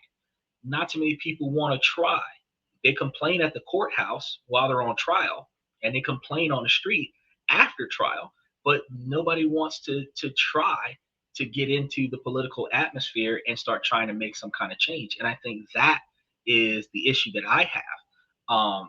Because the only reason why the government is so corrupt is because we allowed a select few people to stay in the same spot. But all it took was for you to take one group out, put another group in, and you see all kinds of change. Look at the shutdown. That shutdown would only have been a week at best if Congress's paycheck did not exist during the shutdown. The Congress gets paid when nobody else gets paid. Yeah.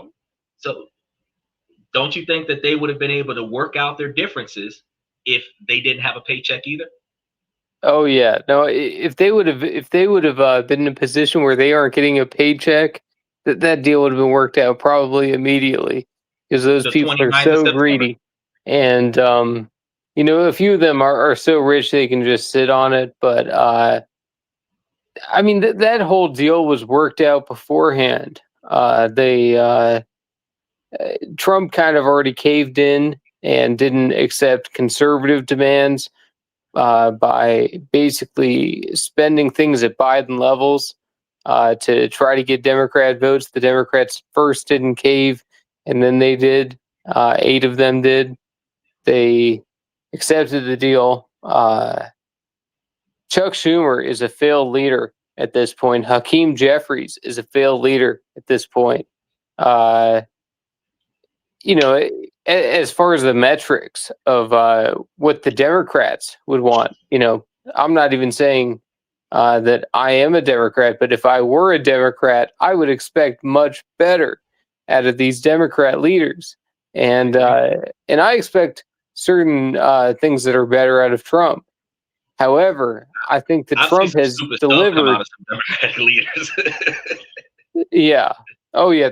I mean, Chuck Schumer is a total joke.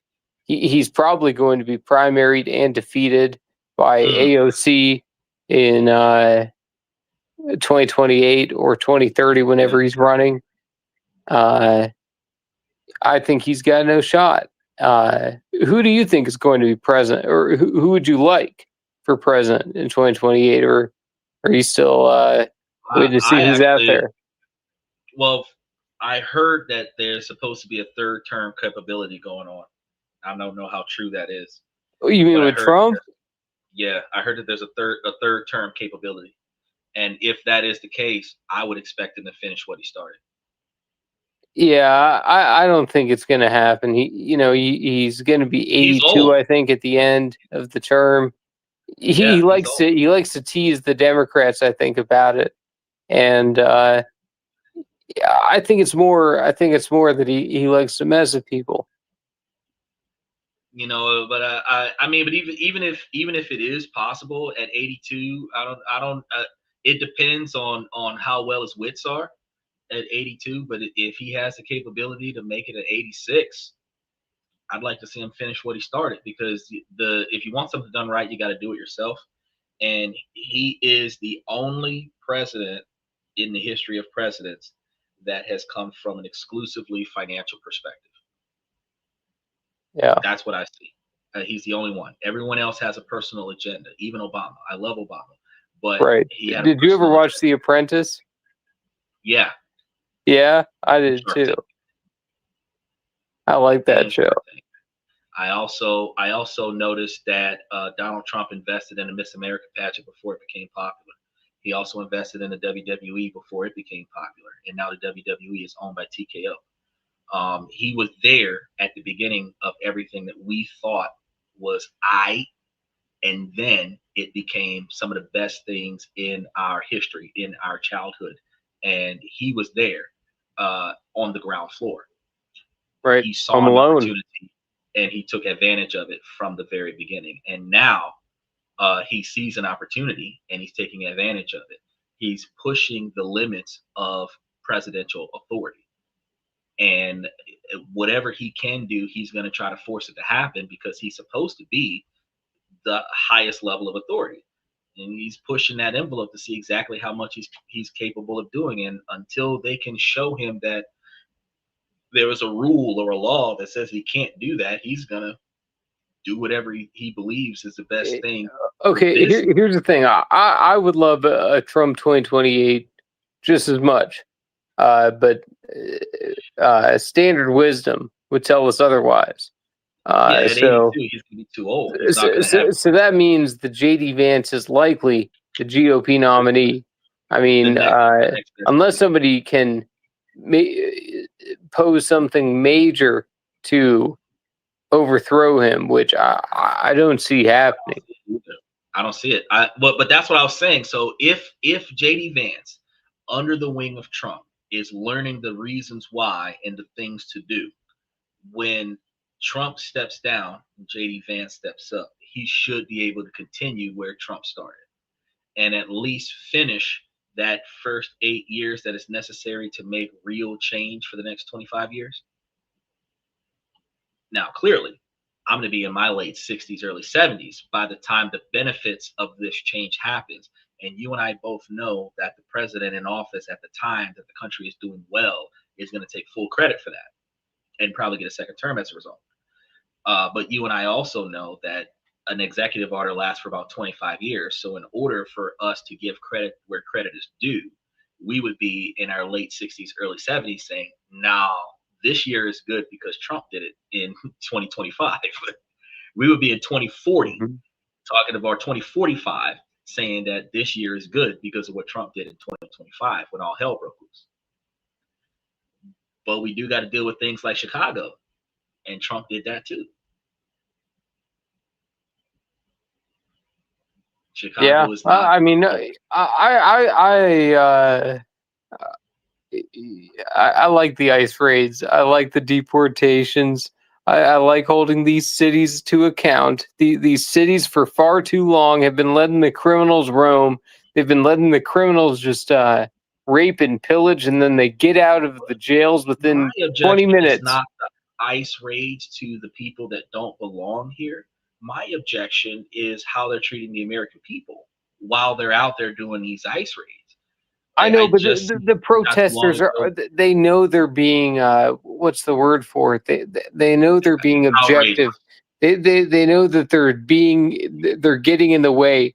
They're trying to cause a problem. They're not there for something legitimate. And maybe they think they're for something for a social justice cause, but in reality, ICE is just going to do the thing. And if there's something wrong, document it, bring it to the court. Do things the correct way. I'm so sick of people blocking streets and doing nonsense. It's burning undermining their causes. You don't like what's going on. I don't understand why you destroy the best parts of your own neighborhood because you're pissed off. I feel like that is misdirected rage and that is unnecessary behavior. Yeah.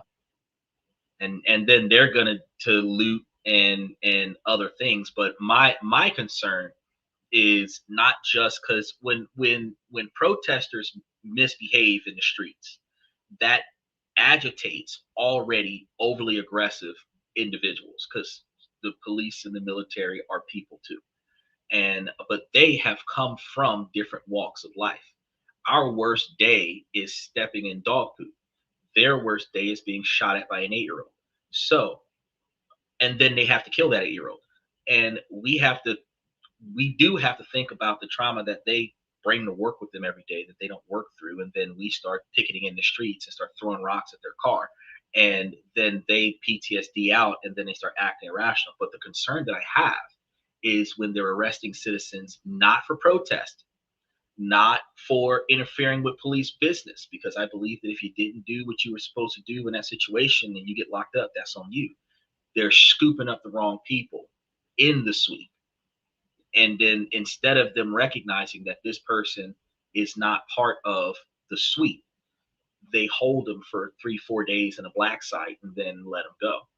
And I think that you should know your targets before you go out there. Now, I also believe that the American people should recognize that while that's your homeboy from way back when, if his papers ain't right, that's like if my brother got a warrant. I am not supposed to interfere with that. It is time for you to come get him. I've been telling them, turn yourself in. If you don't turn yourself in, bro, they're going to come and get you. And I am not going to stop them from coming to get you because we both be in jail, because that's interfering with police business. We're not supposed to do that.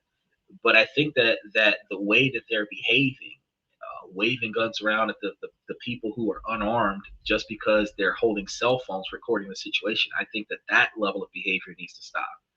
I think that shooting people in the streets they need to calm down with that. If they've got to go on some kind of hiatus, let the civil unrest go die down a little bit, and then do a massive sweep on specific addresses that they know where these targets are, and go get them. That there's a better way than to be riding through the streets of protesters, further antagonizing protesters by pointing guns at the protesters that are already frustrated. I don't think I agree that there's a better way of doing this thing, of being a little bit more selective and trying to do things in a way that wouldn't even gather protests in the first place. The problem is that when you're doing big sweeps, and then people argue also that you're getting people that don't belong to be swept up as well.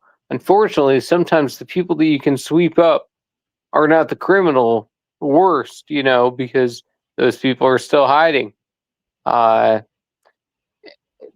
People that are in violation of entering the country under Biden, especially. We have millions and millions of people who are not supposed to be in the country. Those people are supposed to be gone. We aren't supposed to become Mexico 2.0. We had a 3.0, because Mexico went all the way up to New Mexico until we took it back. Yeah, New Mexico. Right. United States of Mexico. We did.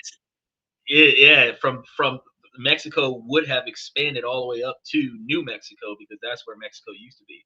Right. But the idea is, I understand what you're saying. I do agree that it should not be that type of massive sweep of less than appropriately documented individuals for whatever reason after coming over. But coming over in droves, like I was saying, 200,000 people per month for that 4-year term with Biden, that's a lot of people. That's a lot of people. That's almost 3 million people a year that were flocking in and not on papers. But the issue that they have now is that they're going to try to force 13 million undocumented Americans out of America. I'm gonna say it like that, because if you've been here for 10 or 15 years, you've established your life here, you're a paying member of society. But those aren't the people that are going. Those aren't the people that are going anymore. No, I mean, here and there, I mean, there's examples that the media wants to blow up, but for the most part, even the people that are going, the media wants to blow up. Oh, they're going to the courthouse. How could they deport someone that's going to the courthouse and living up their obligation? Those people will be late to it'll be their 4th court appearance where they don't show up. Finally, they show up.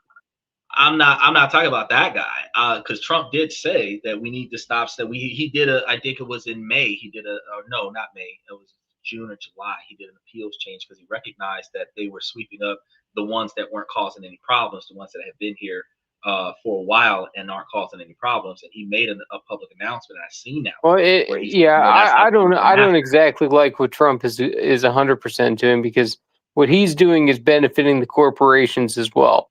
He's trying to say, well, the farms, well, this, well, that. Right. I thought America first. I thought that meant deport the people that aren't supposed to be here. That's what I voted for. I wanted to Well, I wanted to my see the point people is, that Biden brought in get taken out, and then we can right, start but fresh. it's a hard thing to do because when you what the issue is that you would have to get all 13 million American non-American individuals or American non-registered, however you want to look at it, individuals to get documented, volunteer or not volunteer, but cooperate with the process. You've been here for a while. I don't You've want built to a necessarily business. document them in a way that means make them in a process of getting citizenship. I want pretty much all of them gone. Well, but you're saying that you want 13 million people to get out because they didn't do their paperwork before they got here. Yeah. But I believe that just like not registering your firearm or failing to update your driver's license or failing to renew your car insurance, that if it's a paperwork issue, and that is the only difference between being accepted with open arms and being kicked out of the country. It's that totally the different option, crossing over the border hold on, and then hold on. signing I'm gonna say that there's a limit to this, but I'm talking about those people that are here for like 10 or 15 I'm years. just saying it's a different for 6 action. months. It is a different action. It is a different action. Crossing over the wall, going under that 70-foot tall wall that go the hole in the ground that goes under the wall into Texas, or getting in from the trunk of somebody's car. It's a different action to enter the country without proper paperwork versus entering the country with proper paperwork. But the difference between what I'm referring to is the person who got here by any means necessary, established a business, they're paying taxes or however they're doing, they're buying things or they're living a legitimate life, that those individuals should at least get 5%.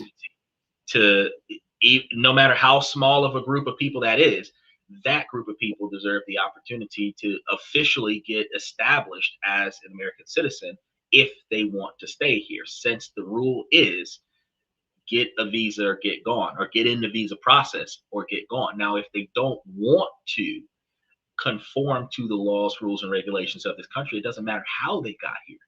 If I was going to Japan, I got to follow the rules in Japan. If you're coming to America, you got to follow the rules of America. So if you're here and you're not here the right way and you're not trying to get it the right way, you're not trying to get your paperwork together late, then you need to go. And that's when people need to recognize that if you're refusing to leave, then that's when they have to take action, just like serving on a warrant. Your fourth court appearance, you haven't been showing up. Now they got to come and get you out of your car in the middle of the night on a rainy day, changing the tire because they found out that that's where you are. And then they come get you. They got to come get you. Here's the problem, though. Trump ran on a deportation platform. That's what people voted for. People didn't expect the nuance. People just expected get him out. And but they did not realize. I mean, I'm not exactly pleased with all of the Trump cabinet. Basically, the only person I maybe am pleased with is RFK Jr. What do you think of RFK Jr.? I think he is taking on the establishment and bringing some new studies, and he's just bringing an oppositional force that is against big pharma, and I think that's a good thing. Yeah, and he hasn't disappointed me yet. It's just the way that I think the biggest issue is that when Trump puts out an executive order and then it gets carried out, the people that carry it out are not carrying it out the way that it probably would have been expected to be carried out. And then the responsibility of that falls on the person who signed the executive order. I think that's the issue there, because they could be more organized about this. But I mean, when you do a raid on a drug den, it's going to be the same kind of raid that you would do on deportation. It's going to be like 15, 20 guys, masked up, black suits, dark vehicles, assault rifles, kicking in every entrance, smoke grenades, and coming out with everybody in the building, whether you're a hostage, whether you're a participant, everybody's in handcuffs, everybody's being carried off, and then they just sort it all out at the police station. But when the difference between a drug raid versus deportation is that you should know everybody at this address doesn't belong in this country. So you should not be collecting like a Paul Brenner, 6'5" Caucasian male that, looks like he plays college football. He does not fit the dynamic of what you're looking for. You should not be grabbing the wrong individuals. And I believe that they should be more focused. I think those media examples are also selective. I think that social media is all about clicks. They're not about the truth. There's examples, and I think even the public is rage baited, where they're to the point where they want to be angry about everything that's happening around them, rather than choosing to be disinvolved and in their own world. People should choose to rather just engage in what's going on simply around them and what they're engaging in, rather than involving themselves in every little problem. Yeah, things that are outside of their reach. Right. Which would actually be outside of their impact. They would not be impacted by that. Yeah. And, so many of these protests are about that free Palestine.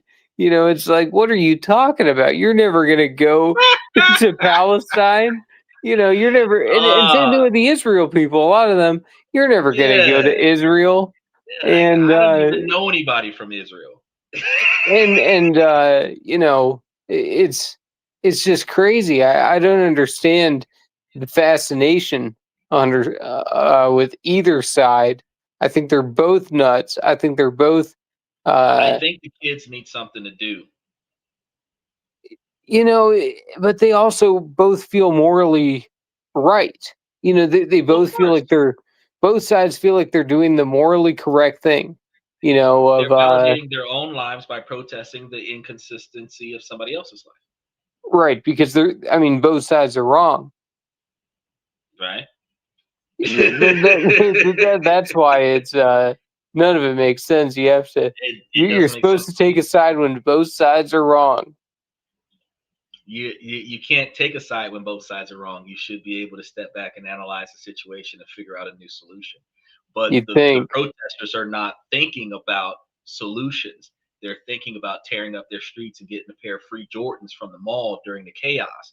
And the fact is, where peaceful protest escalates to violent protest quickly, and then the violent protests escalate to tear gas, fire hoses, dogs, and assault rifles quickly. And then social media publicizes the fire hoses, assault rifles, and dogs. They do not protest the big brick that was thrown off the bridge on that ISIS vehicle and almost killed everybody in the vehicle. So they don't talk about what led up to the chaos.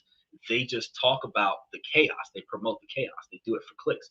And my observation is that as a people, we're less informed because we choose not to be, not because somebody's holding the information from us.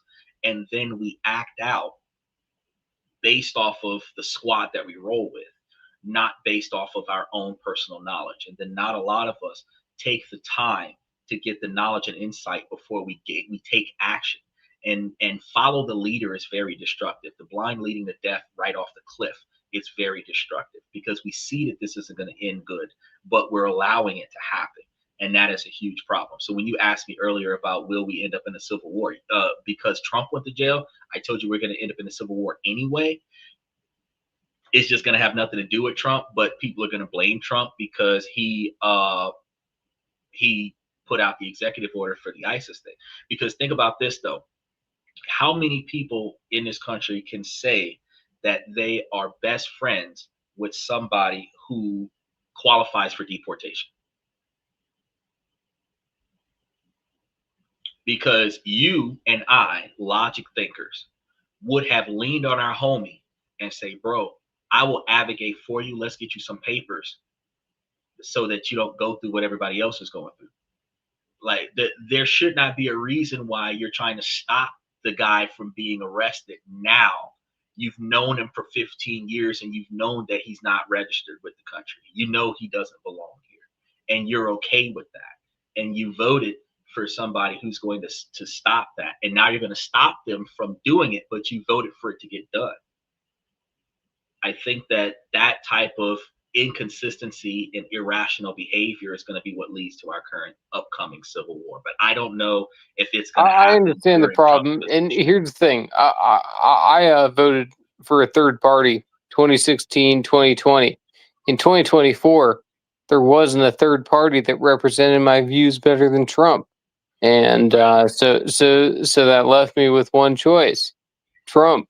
And I voted for free healthcare back then and didn't get it. Yeah, and I mean, Kamala was such a disappointment. Her and Tim Walz. Tim Walz is the worst of the worst, but I don't want to keep hammering on about it. But yeah, I think I'll sign off in a few minutes here. But yeah, I got to sign off as well. Sure. Because I'm trying my best not to take a bathroom break here. Right. Oh yeah, but, there you go. Yeah, you had a lot of fantastic insights. And while I did have a couple more comments, I'm just going to add those to next Sunday night's show. And I didn't get a chance to reference the one that did come in, so I'm going to put that into next week's show. So no worries, we carry it over because we always have a lot of insight. And I find that your knowledge is very insightful, very informative, and I look forward to having more of it. Tomorrow, we're going to be talking about a lot of the chaos that is happening behind the scenes outside of the government shutdown, but it happened during the government shutdown. And if you want to jump back on and give me your knowledge and input about it, feel free to do so tomorrow.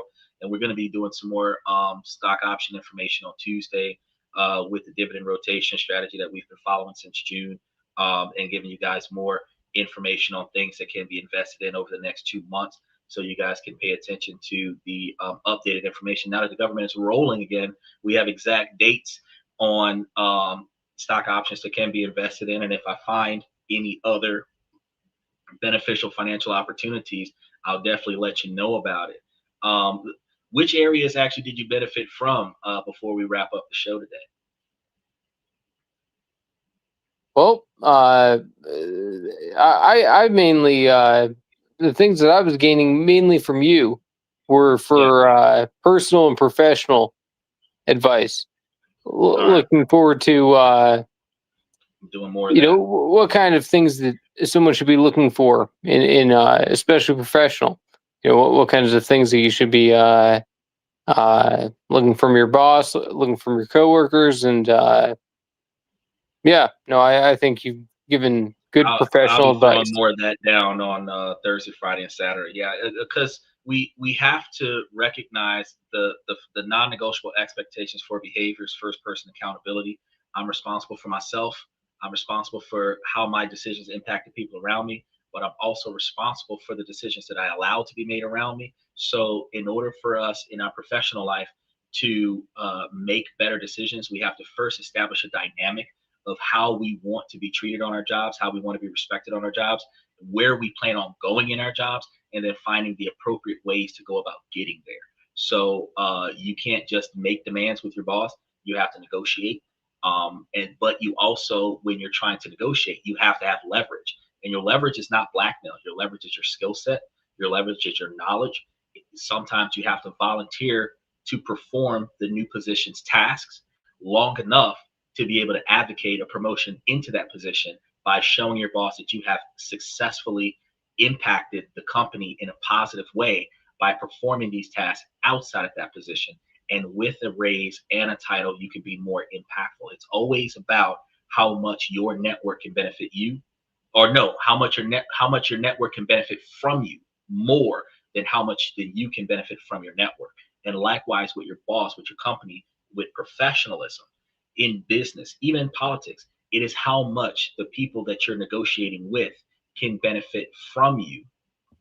And that is the reason why they're going to agree with you, because whatever they're giving you, they don't need, but what they're getting from you, they want. And that is how you gain leverage in a situation where the resources are not in your favor.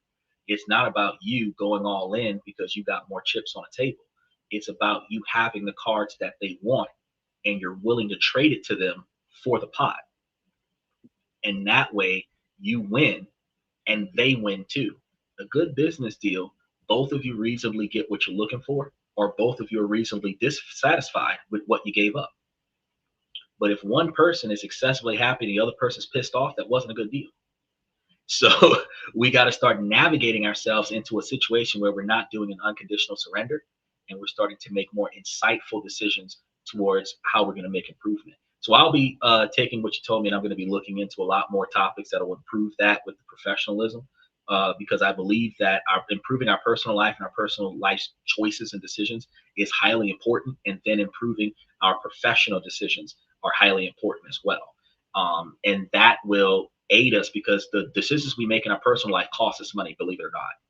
And the money that we spend on bad decisions in our personal life forces us to pressure our jobs for more money, which strains our relationships with our employers, especially if we don't work for ourselves. And if we do work for ourselves, it puts a strain on our clientele, because we will raise prices, lose consistent customer base in order to get more money for less effort, so that we can meet a higher financial demand, which ultimately ends up having us make less money until we build up a clientele that's willing to pay the higher price, instead of finding a way to make less financially impactful decisions that will not strain our financial life, so we are not strained on our financial employment, on our professional employment, where we can then have a clear mindset to make sound decisions, where a decision in desperation will take anything to have something, but a decision in clarity will only put up 20% to get out 80. But if I'm desperate, I'll put up 80 to get 20 because I need that 20. But then you just lose 60 to make that deal. And that's what we have to make the change from. So I'm going to continue doing that. And I'm glad that you've been coming to the show. And I'll swing through. I'm going to peace out here. And I see Arthur's comment asking who's the favorite UFC fighter. I'm going to say Chael Sonnen. Chael Sonnen is the only answer. And but I'm going to peace out of here. But yeah, I appreciate you having me on. Nice talking with you, man. Thank you so much, Jesse. I really appreciate you coming. Peace out. See ya. Thank you, ladies and gentlemen. See you tomorrow. Thank you, ladies and gentlemen. Ladies, before we go, I'm going to say, as long as the situation doesn't make sense, I'm going to keep asking you ladies to make it make sense. So ladies, please make it make sense. And fellas, keep watching, because we got a lot of stuff out here for you that's going to help you become higher value men. But ladies, y'all can utilize this information to make yourselves higher value women as well. I want to thank you guys for coming to This and That. I'm your host, Xander, where we talk about this, that, and everything in between. And I'm going to see you guys tomorrow night.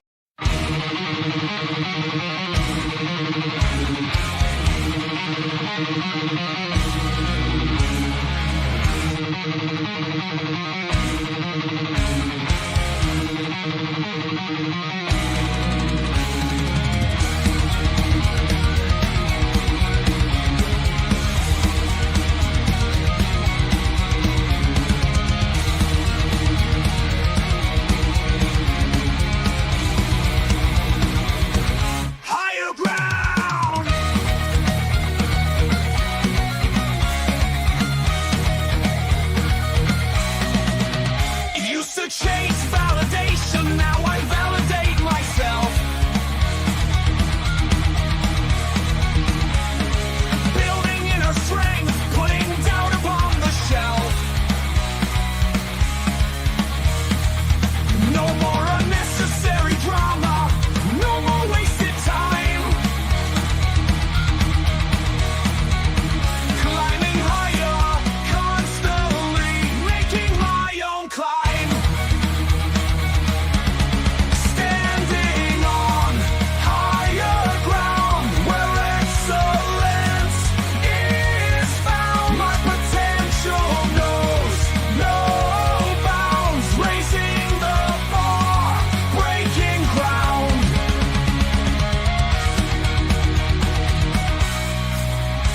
My network is my net worth.